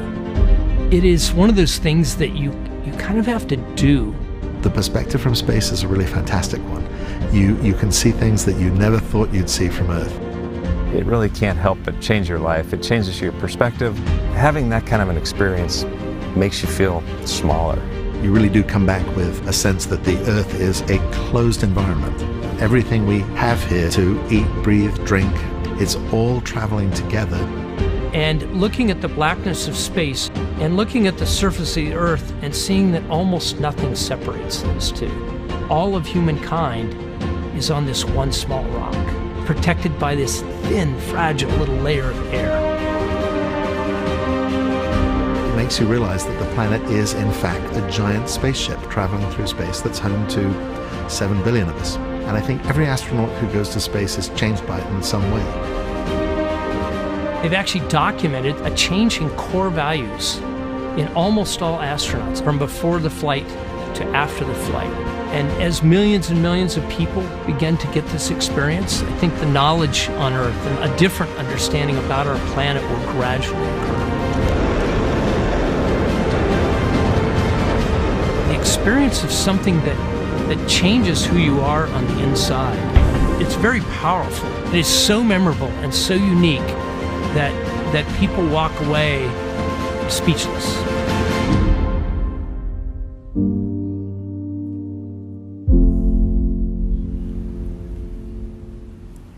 Incredible stuff. I hope one day I get to experience that, and I know obviously the 4 people that are on top of that rocket are about to do that.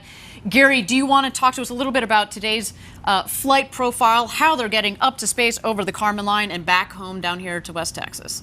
Absolutely. So T-0 is the time that we... Actually, Gary, if you don't mind standing by, I understand that we are ready for our go, no-go poll. No. This is the flight director. New Shepard is go for launch.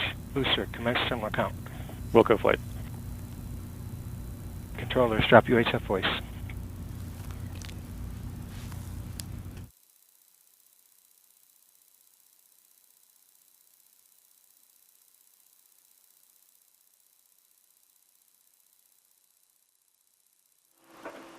Enabling onboard power.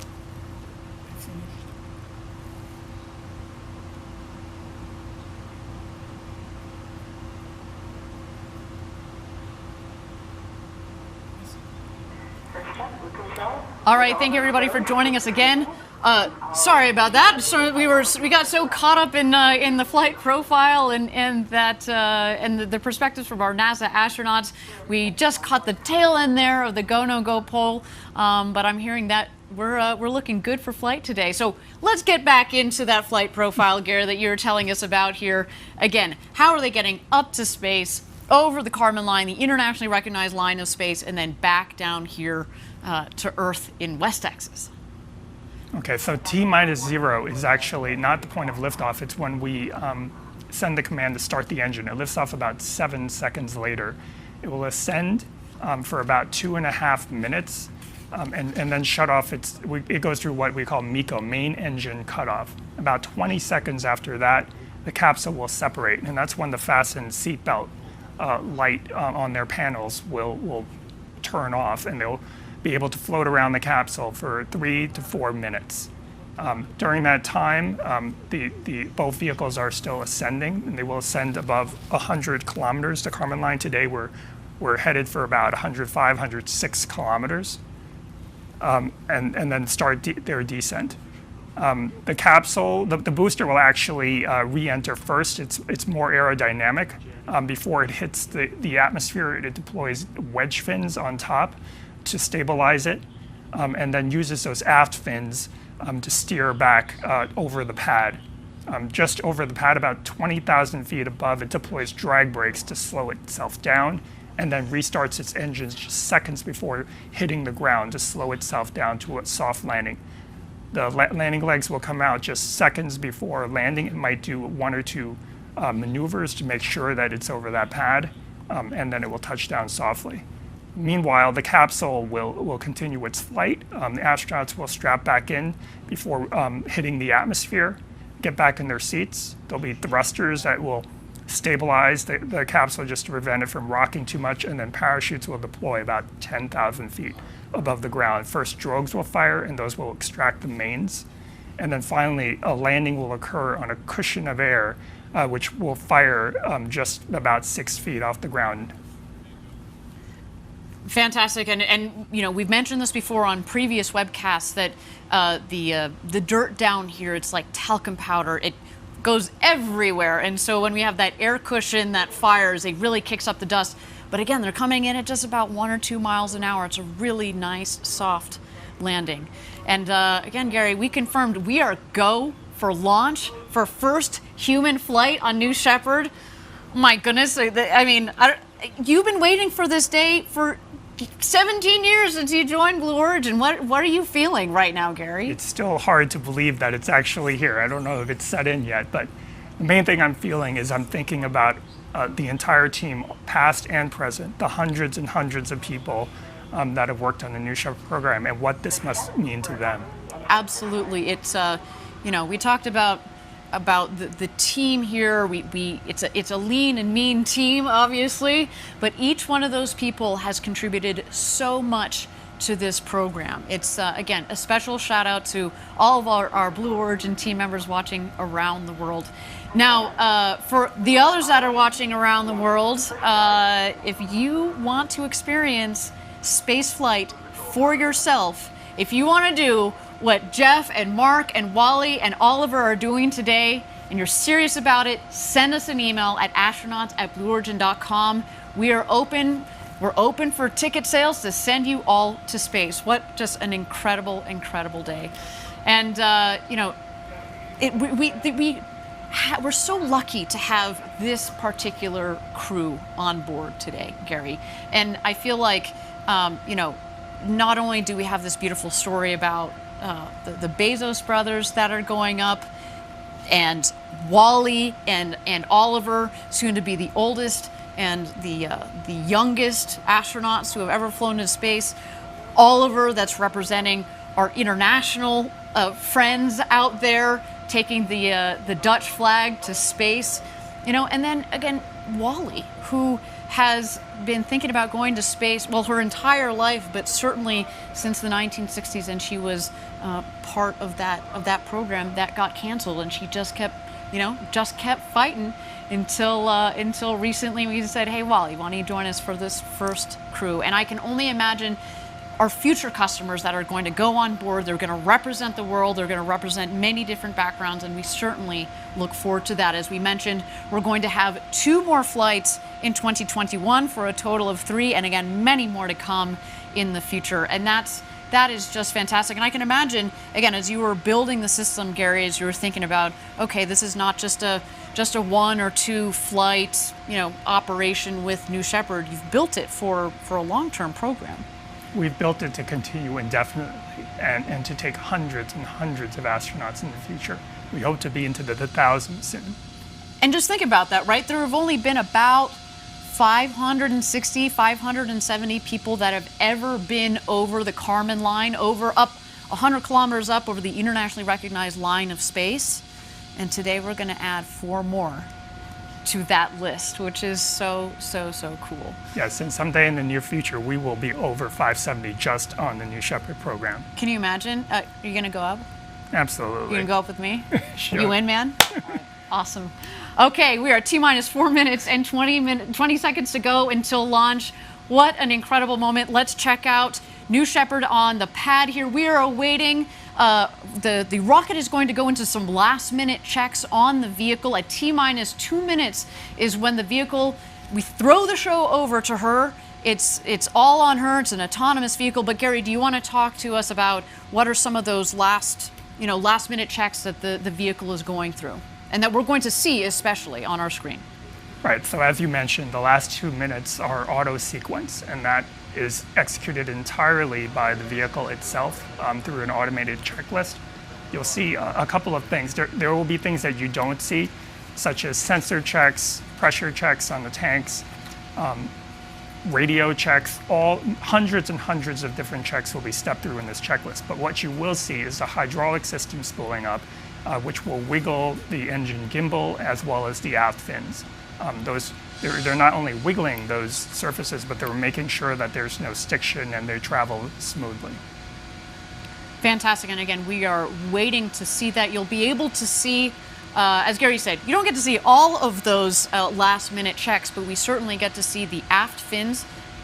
As Gary mentioned, those are the fins at the base of the vehicle. There are 4 of those. Obviously, they help direct the rocket both up and down. And then the engine will gimbal. That is our BE3 engine. The Blue Engine 3, 110,000 pounds of thrust. Liquid oxygen and liquid hydrogen are what are the propellants in the engine.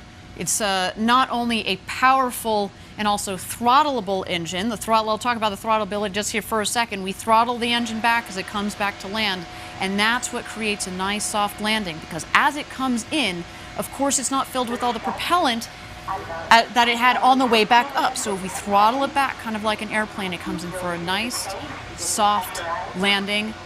And what a trip to space and back. Again, this vehicle, we've had 15 successful flights on. Again, we're looking forward to this 16th one, of course, a very special one with people on board today. T-minus 2 minutes, there we go. Bridge is retracting.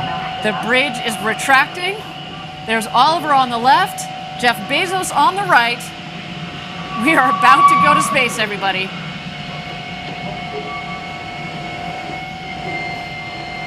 We are in auto sequence.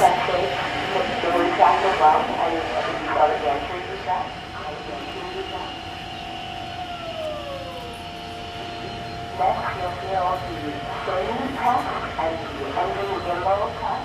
The rocket may move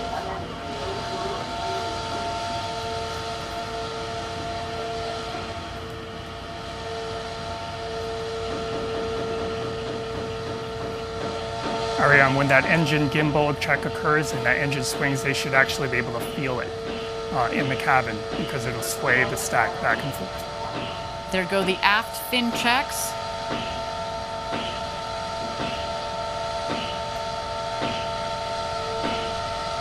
There you see the engine gimbal check just peeking out at the base of the rocket.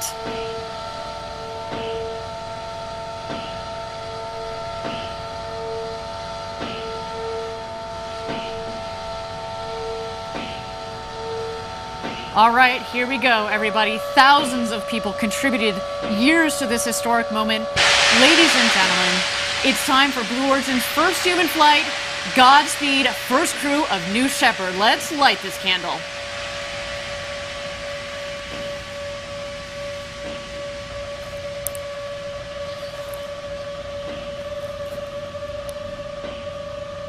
T-minus 16, guidance internal. T-minus 10, 9, 8, 7, 6, 5, 4. Command engine start. 2, 1. Ignition.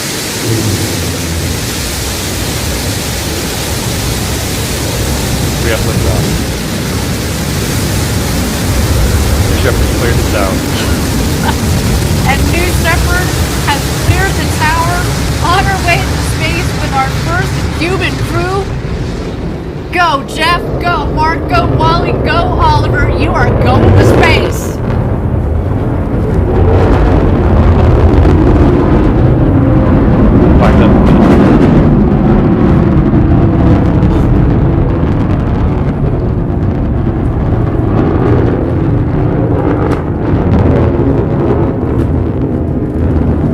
Oh my goodness, listen to the roar of the BE-3 engine. We are just about to pass through max Q, maximum dynamic pressure. That was when the stresses on the vehicle are at their maximum.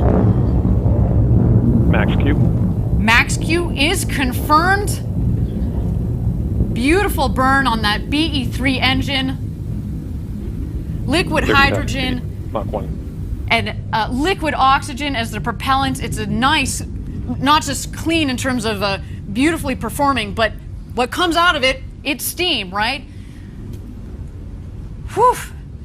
To see the glow of the engine underneath the rocket, just under our shoulders, and to know that we've got a crew that is going to space. It just feels different, doesn't it, Gary? It is totally different. All right, you can follow along, of course, the speedometer in the bottom left, the altimeter in the middle of the screen there. So far appears to be a nominal flight.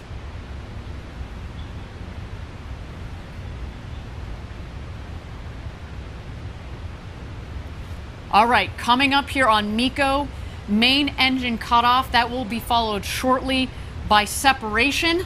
And at that point, after separation, we're gonna let the astronauts unbuckle and take in the freedoms of zero G. There is MECO, main engine cutoff. A beautiful shot down the New Shepard rocket. Look at that view.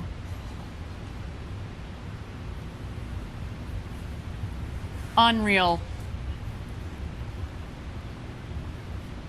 Awaiting separation here.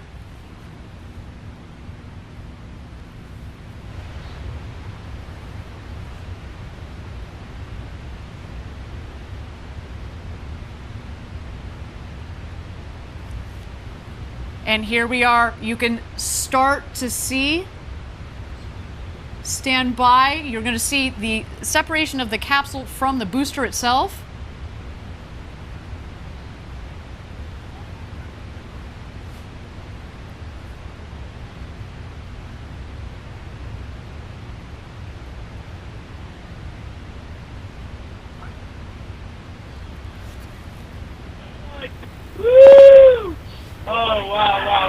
He does change you. So you have to look out the window. Oh, he kid does. Oh, wow. Don't forget to get upside down.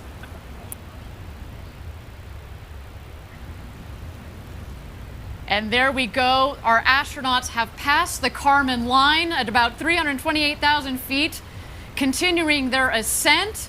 You see the two vehicles there. When the speed hits 0, you know that they've hit apogee, their maximum altitude, and you hear they're having quite an experience. All my instincts are fine. Okay, I'm gonna start back. Okay. I'm here to help. Yep. Got it.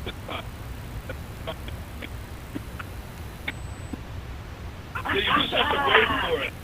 Who wants a Skittle? Oh, yeah.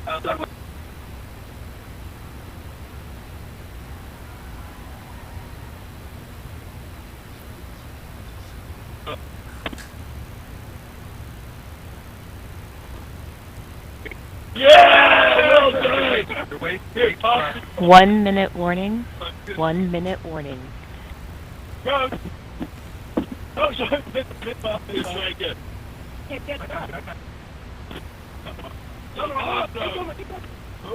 so good. Yep.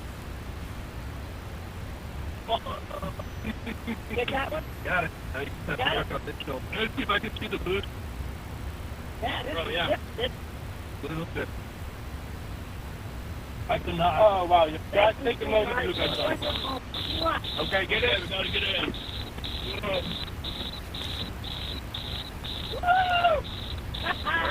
at the roll. Oh, fantastic. Look at this. It's dark up here. Oh, wow.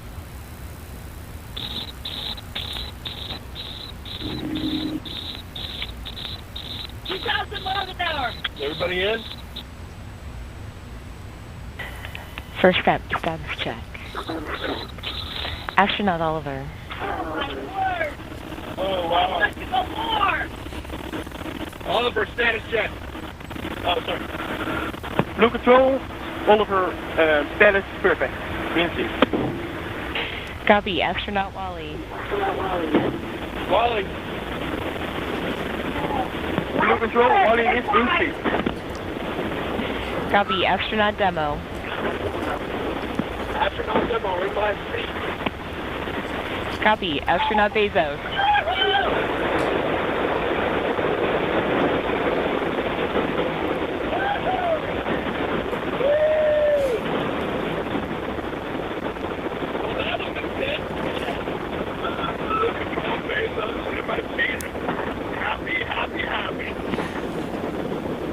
Copy.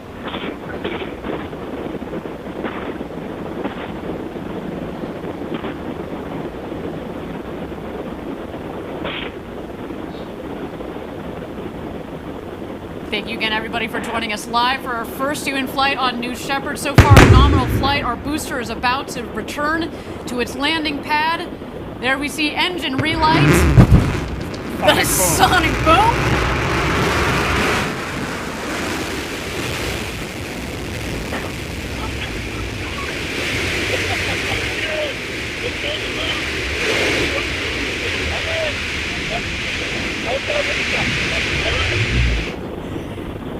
And booster touchdown, welcome back, New Shepard.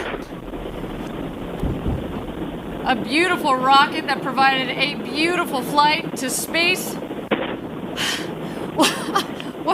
First up, your booster has landed. Booster landed, ready. Blue Control, Bezos, that's great to hear about the booster.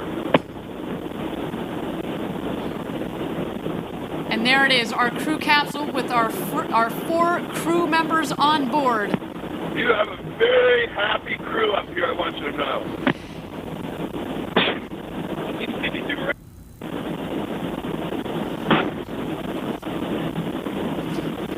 Oh yeah, I see blue.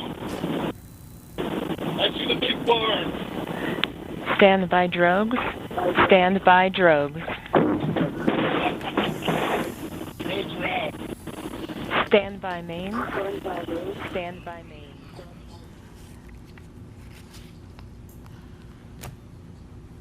Oh, so far, a nominal flight. Here comes the crew capsule back from space. The drogues deployed. Here are the mains out, reefing and coming to full inflation. Our rocket went over Mach 3. And now they're coming floating back down at just about 15 or 16 miles an hour, about to join us home back here in West Texas after having gone over the Kármán line, the internationally recognized line of space. The world's newest astronauts. Gary, how you holding up, friend? I am speechless. Wow. And those big, beautiful windows. We've just got about a minute and a half of floating before the activation of the skirt jet for a soft touchdown. At this point, there are sensors on board that are detecting how high they are above the ground, multiple sensors. And just 6 feet above the ground, that cushion of air will puff, and they will have a soft touchdown, almost like just sitting in a chair. But I'm sure their adrenaline is pumping now.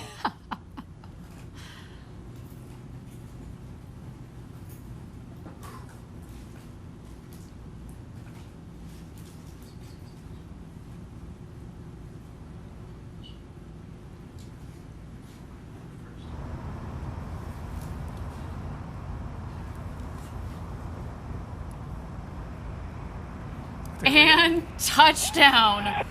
Welcome back, New Shepard's first human crew. What a flight. Welcome back to Earth First Step. Congratulations to all of you. What a day, what a day. Very happy group of people on this capsule. And we're so grateful to everybody who made this possible. Thank you.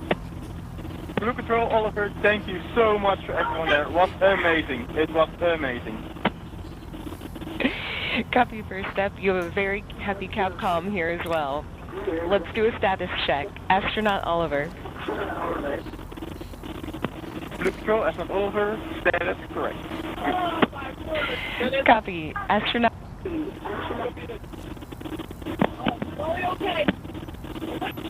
Copy. Astronaut Demo. Astronaut Demo, I am unbelievably good. Copy.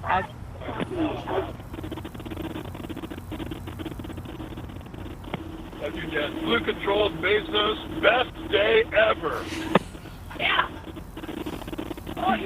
Copy, everyone. Go ahead and remain in your seats. Crew member 7 is on their way. Shortly, you will hear the capsule off-gassing.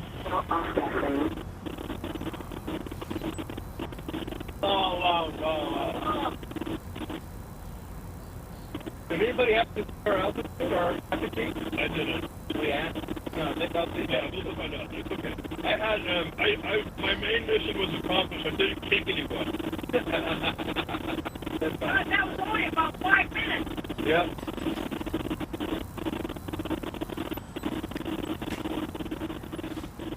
First up, Blue Control, your apogee was 351,210 feet. Blue Control, could you say that in meters? 50.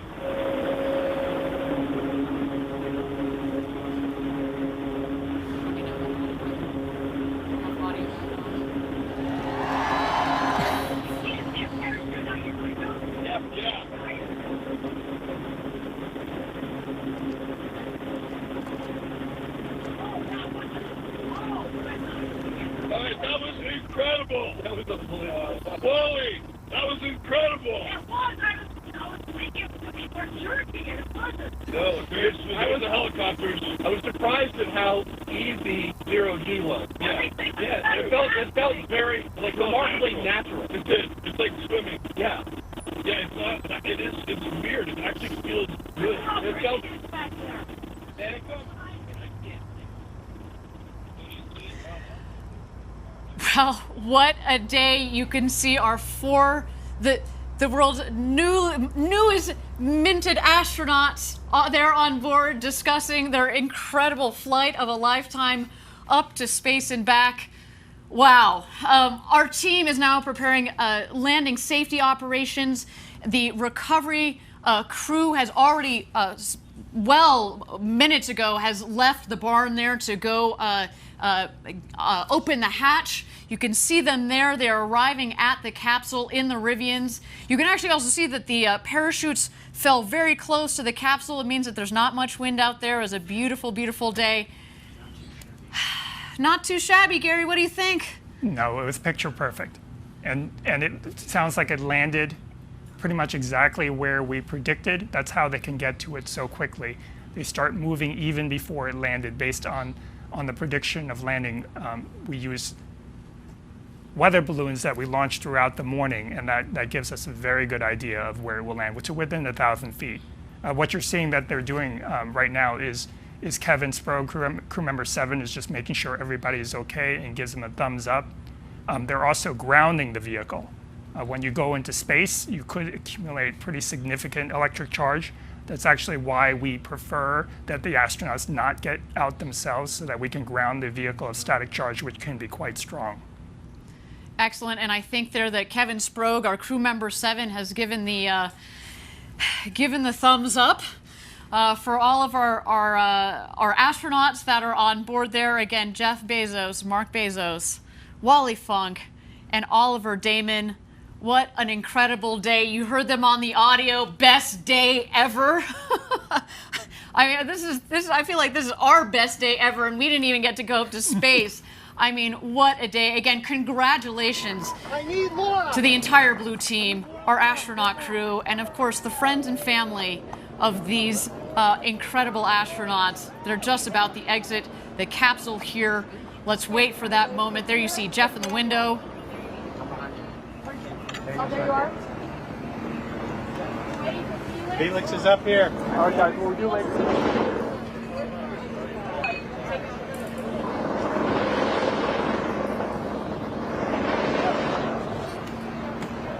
I got a main line in front of the hatch.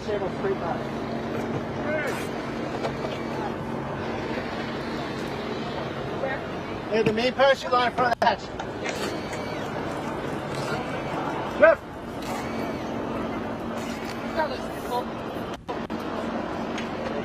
Okay, take the side, take the side.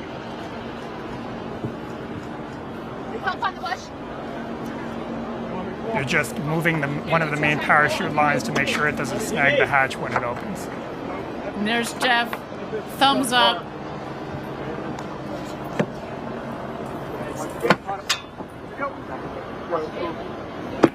CC safe, Jimmy. You heard there, the CC is safe. No, I got it stuff. No, I still had it in front of my line.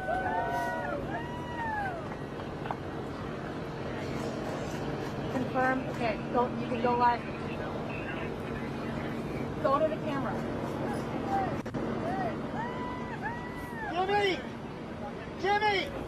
Gary, the architect of New Shepard, congratulations to you, man. Congratulations. Give me a to hug. you, This is just, ugh.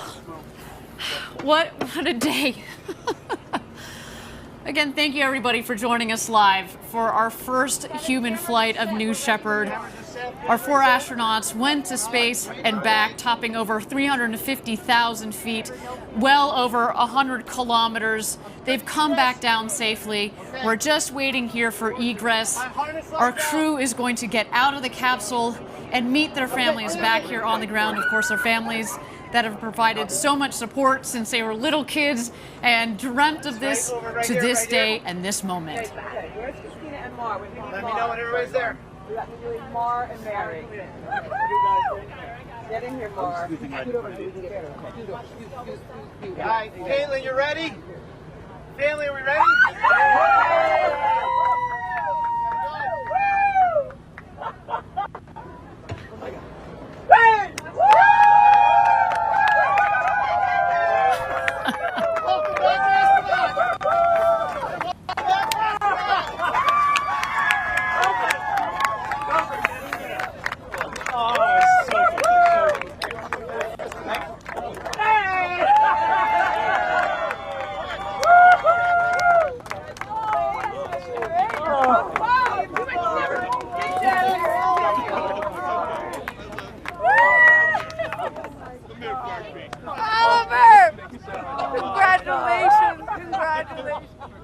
Your dad has been around. Oh my God. Your dad has been around. Congratulations. Woo! You gotta get up there, sweetheart. Oh my God, it was so great. What a day again here, a successful launch and landing of the New Shepard rocket and crew capsule with our first human flight crew there, Jeff Bezos, Mark Bezos, Oliver Damon, and Wally Funk.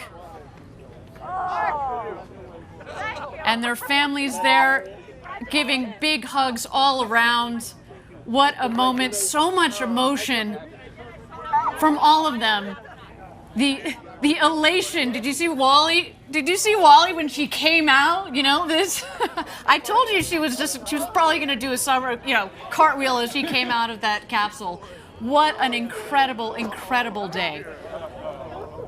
Let's just capture a couple more moments of this. Again, space flight. So much engineering, so much objective, hard engineering, technical thought that goes into it. But when you put people on board, there's such an incredible emotional component to this. The time, the effort, the blood, sweat, and tears, you know this better than anybody else. Again, congratulations, Gary.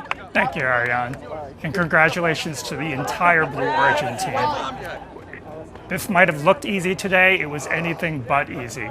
To design a vehicle like this that is so safe that anybody can get on board. From Wally Funk, who today became the world's oldest astronaut at 82, to Oliver Damon, who became the world's youngest astronaut at 18. He joined us from the Netherlands. Again, big shout out to our viewers in the Netherlands. Congratulations. You should be very, very, very proud of your countrymen. I mean, again, and representing the next generation of people that are going to go into space. I mean, I can't wait to see what Oliver does with his future. I can only imagine. You heard him in the video. You know, he just wants to spread the love, spread the message. I can't wait to hear their impressions of the view from up there. And in fact, I hear in just a moment we hope to be getting a couple of impressions from our astronauts. We'll stand by for that there. You see the friends, the family. You see our CEO, Bob Smith, there. You see a couple of our other executives, of course, this crew safety team. Champagne. And it's champagne time, everybody.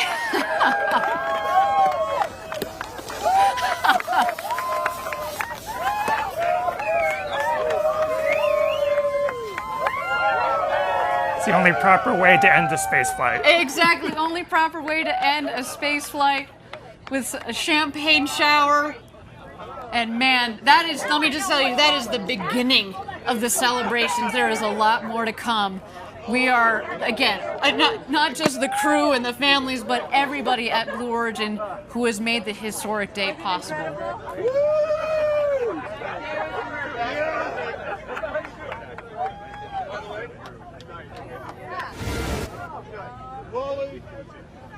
Oh, there's a big hug from Jeff to Wally Funk. Yeah, but you did it. The oldest person in space. You. So that's so wet. A beautiful moment there. Thank you. It would never happen. For a woman who was denied her opportunity to go to space in the 60s, she had to wait to the 2020s, but man, it was worth the wait. There you see the Bezos brothers hugging it out. Oliver Damon, you saw him earlier giving his father a big hug. What a moment. You saw the first hug when Jeff came out of the capsule to his mother, Jackie, followed by his father, Mike. I mean, again, what a day. What a day. To the thousands and thousands of members of Team Blue, you contributed to today as well. I know you were all hugging it out back in Kent, Washington at our headquarters near Seattle, sending you guys a lot of love from down here in West Texas. What a moment.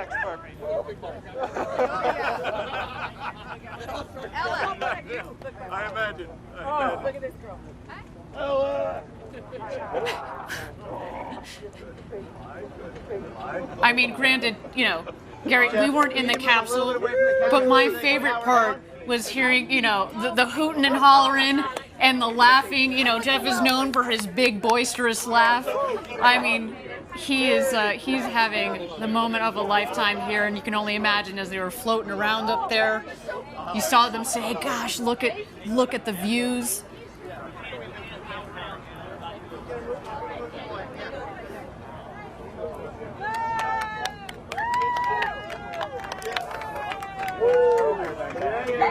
Gary, is this as you had expected it? 17 years ago when you joined Blue Origin, you know, we like to at Blue we like to, you know, start at the end goal, work backwards to make the design, and then build forwards. When you sat there 17 years ago with the very small team at the time at Blue, is this what you would imagine? It's certainly what we hoped for, but with the size of the team, when I joined Blue Origin, there were only 20 of us in a warehouse, and it would have taken a huge leap of faith to think that we could have gotten to this point, but we have. Just incredible. You know, I've been here 7 years. We were at 300, so man, you got me beat by a lot there. But you know, I can remember when I joined the team and we were talking about the moment, the day that we were going to fly people. You know, you talk about it, but it's here and it's now. And I remember we were talking about, okay, well, what will this video look like, and what will that video look like? It doesn't compare. It doesn't matter. This is real. This is so much better than anything that we could have ever imagined. The emotional component to human space flight. We've had 15 consecutive test flights, which, as you said earlier, is why we knew that we were ready to put people on board this rocket. And that's what led us to today. To know that we could do this safely, and to give people the experience of a lifetime. And I think based on what we see there, I think you know, job well done, sir. Job well done. And not only did we do it today, we can do it again and again and again and again. Precisely. Absolutely love it. That was amazing. Everybody, I want to thank you all for joining us from around the world for today's Blue Origin historic first human flight. It's been a moment for the ages, and guess what? We're just getting started. We've got 2 more flights this year and several more in the coming years.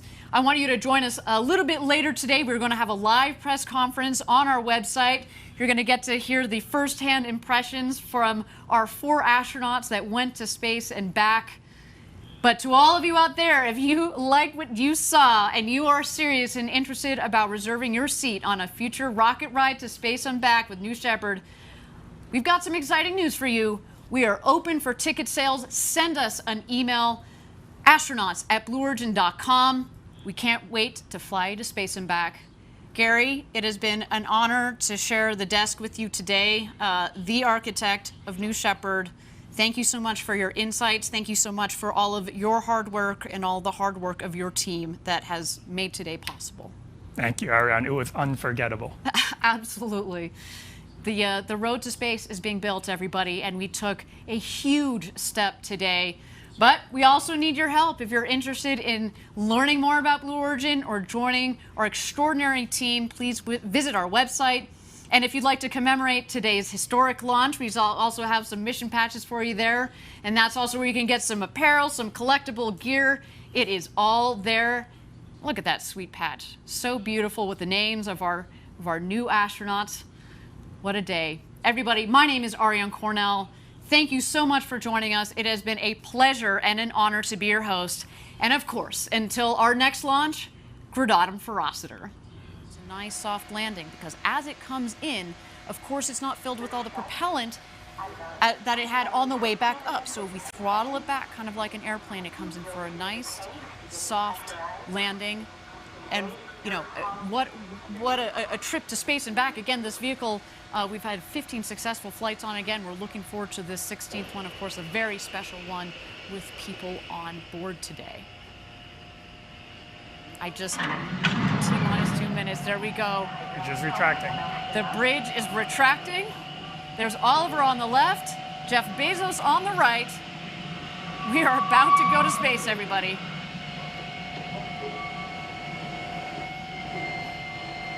We are in auto sequence.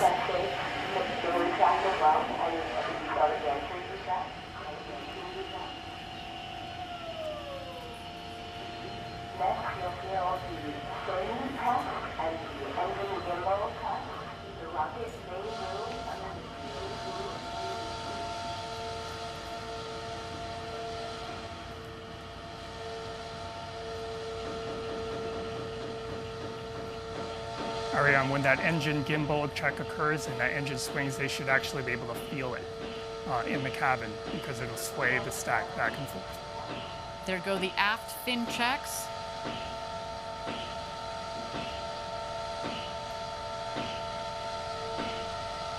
There you see the engine gimbal check just peeking out at the base of the rocket.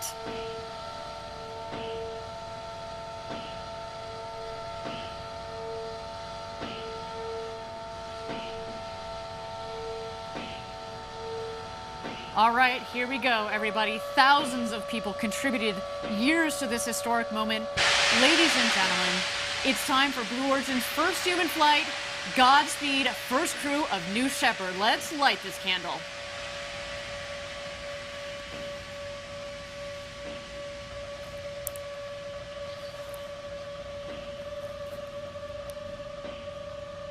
T-minus 16, guidance internal.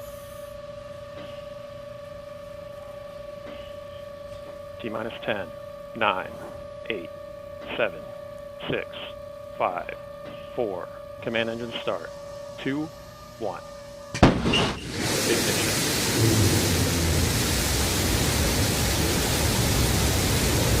We have liftoff. The Shepard's cleared the tower. And New Shepard has cleared the tower on our way to space with our first human crew. Go, Jeff. Go, Mark. Go, Wally. Go, Oliver. You are going to space.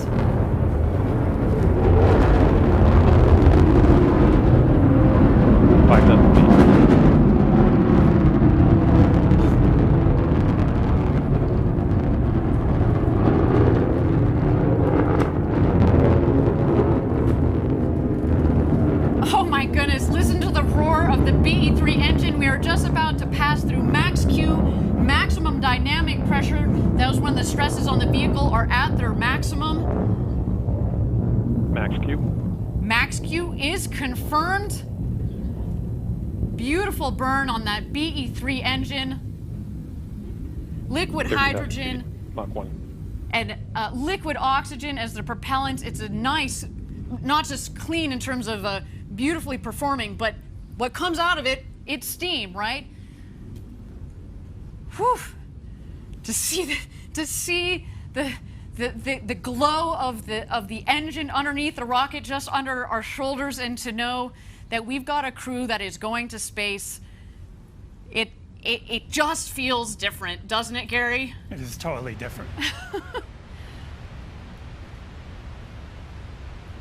All right, you can follow along, of course, the speedometer in the bottom left, the altimeter in the middle of the screen there. So far appears to be a nominal flight.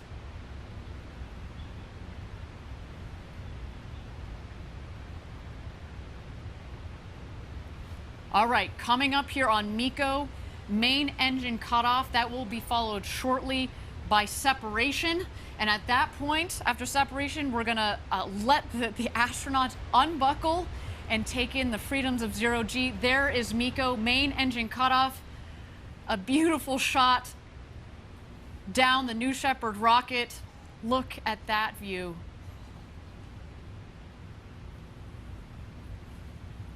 Unreal.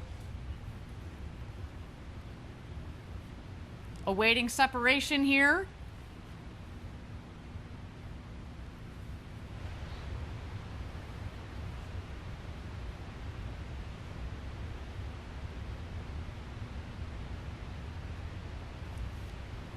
And here we are. You can start to see stand by. You're going to see the separation of the capsule from the booster itself.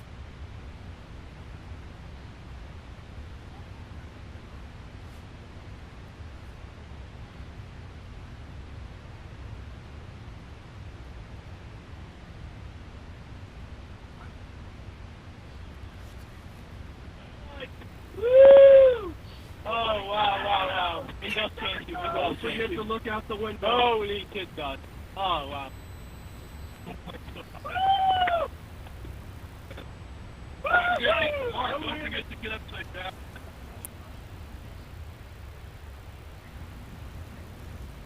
And there we go. Our astronauts have passed the Kármán line at about 328,000 feet, continuing their ascent. You see the two vehicles there. When the speed hits zero, you know that they've hit apogee, their maximum altitude, and you hear they're having quite an experience. All my instincts are fine. Okay, I'm gonna start back. Okay. I'm here to help you. Yep. Got it this time. Yeah, you just have to wait for it. You want the Skittle. Oh, yeah.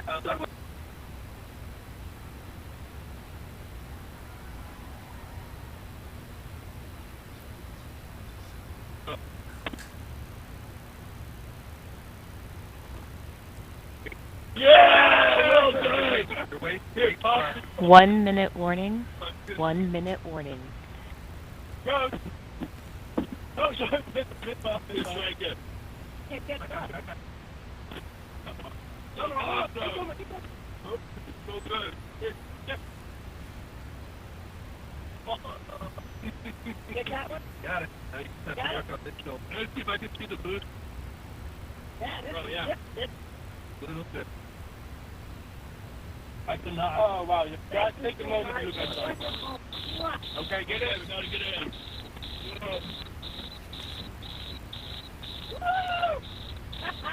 Look at the roll. Oh, fantastic. Look at this.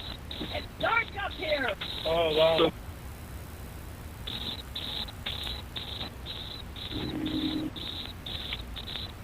2,000 miles an hour. Everybody in? First step, status check. Astronaut Oliver. Oh, wow. Let's go more. Oliver, status check. Oh, sorry. Blue Control, Oliver, status perfect. In seat. Copy, Astronaut Wally. Wally. Blue Control, Wally is in seat. Copy, Astronaut Demo. Astronaut Demo, right by seat.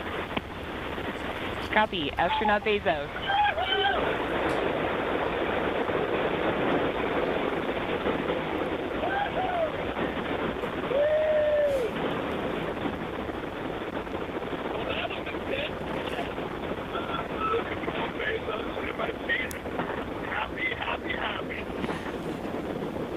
Copy.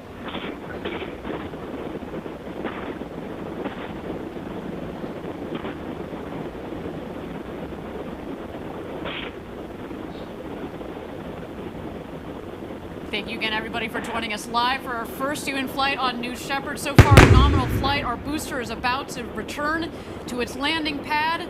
There we see engine relight. The sonic boom.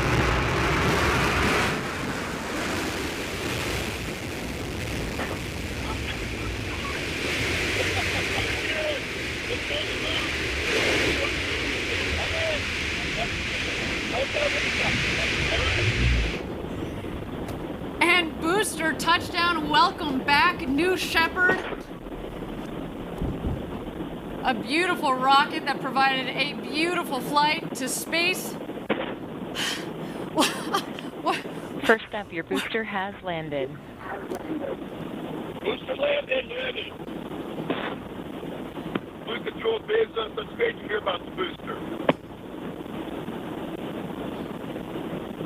And there it is, our crew capsule with our 4 crew members on board. You have a very happy crew up here, I want you to know.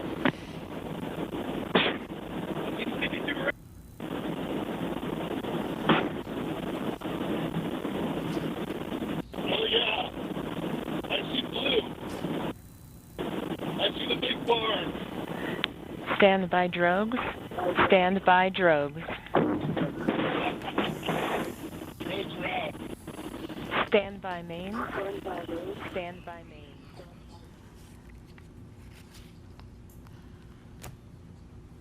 Oh, so far, a nominal flight. Here comes the crew capsule back from space. The drogues deployed. Here are the mains out, reefing and coming to full inflation. Our rocket went over Mach 3, and now they're coming floating back down at just about 15 or 16 miles an hour, about to join us home. Back here in West Texas, after having gone over the Kármán line, the internationally recognized line of space, the world's newest astronauts. Gary, how you holding up, friend? I am speechless. Wow. And those big, beautiful windows. I've just got about a minute and a half of floating before the activation of the skirt jet for a soft touchdown. At this point, there are sensors on board that are detecting how high they are above the ground, multiple sensors.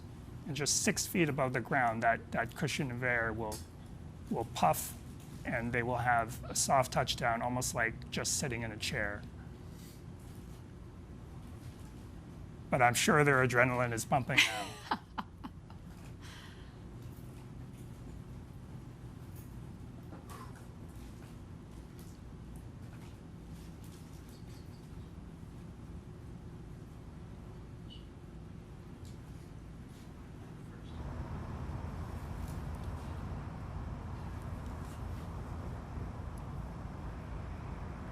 And touchdown. Welcome back, New Shepard's first human crew. What a flight. Welcome back to Earth First Step. Congratulations to all of you. Ah, what a day, what a day. 台视新闻也有 podcast 哦，一起看世界 podcast， 轻松掌握国际要闻，忙碌之余也能提升世界观。台视新闻每日头条，一天2次，用4分钟掌握新闻焦点。心累了吗？台湾名人堂用有故事的人、有意义的事，温暖你的生活。只要在 Apple Podcast、Google Podcast 等各大串流平台搜寻“一起看世界”每日头条台湾名人堂，就能随时随地、随点随听，而且完全免费。台视新闻 Podcast 知道你想听的，在忙碌的生活中，给您最充实、最好听的内容。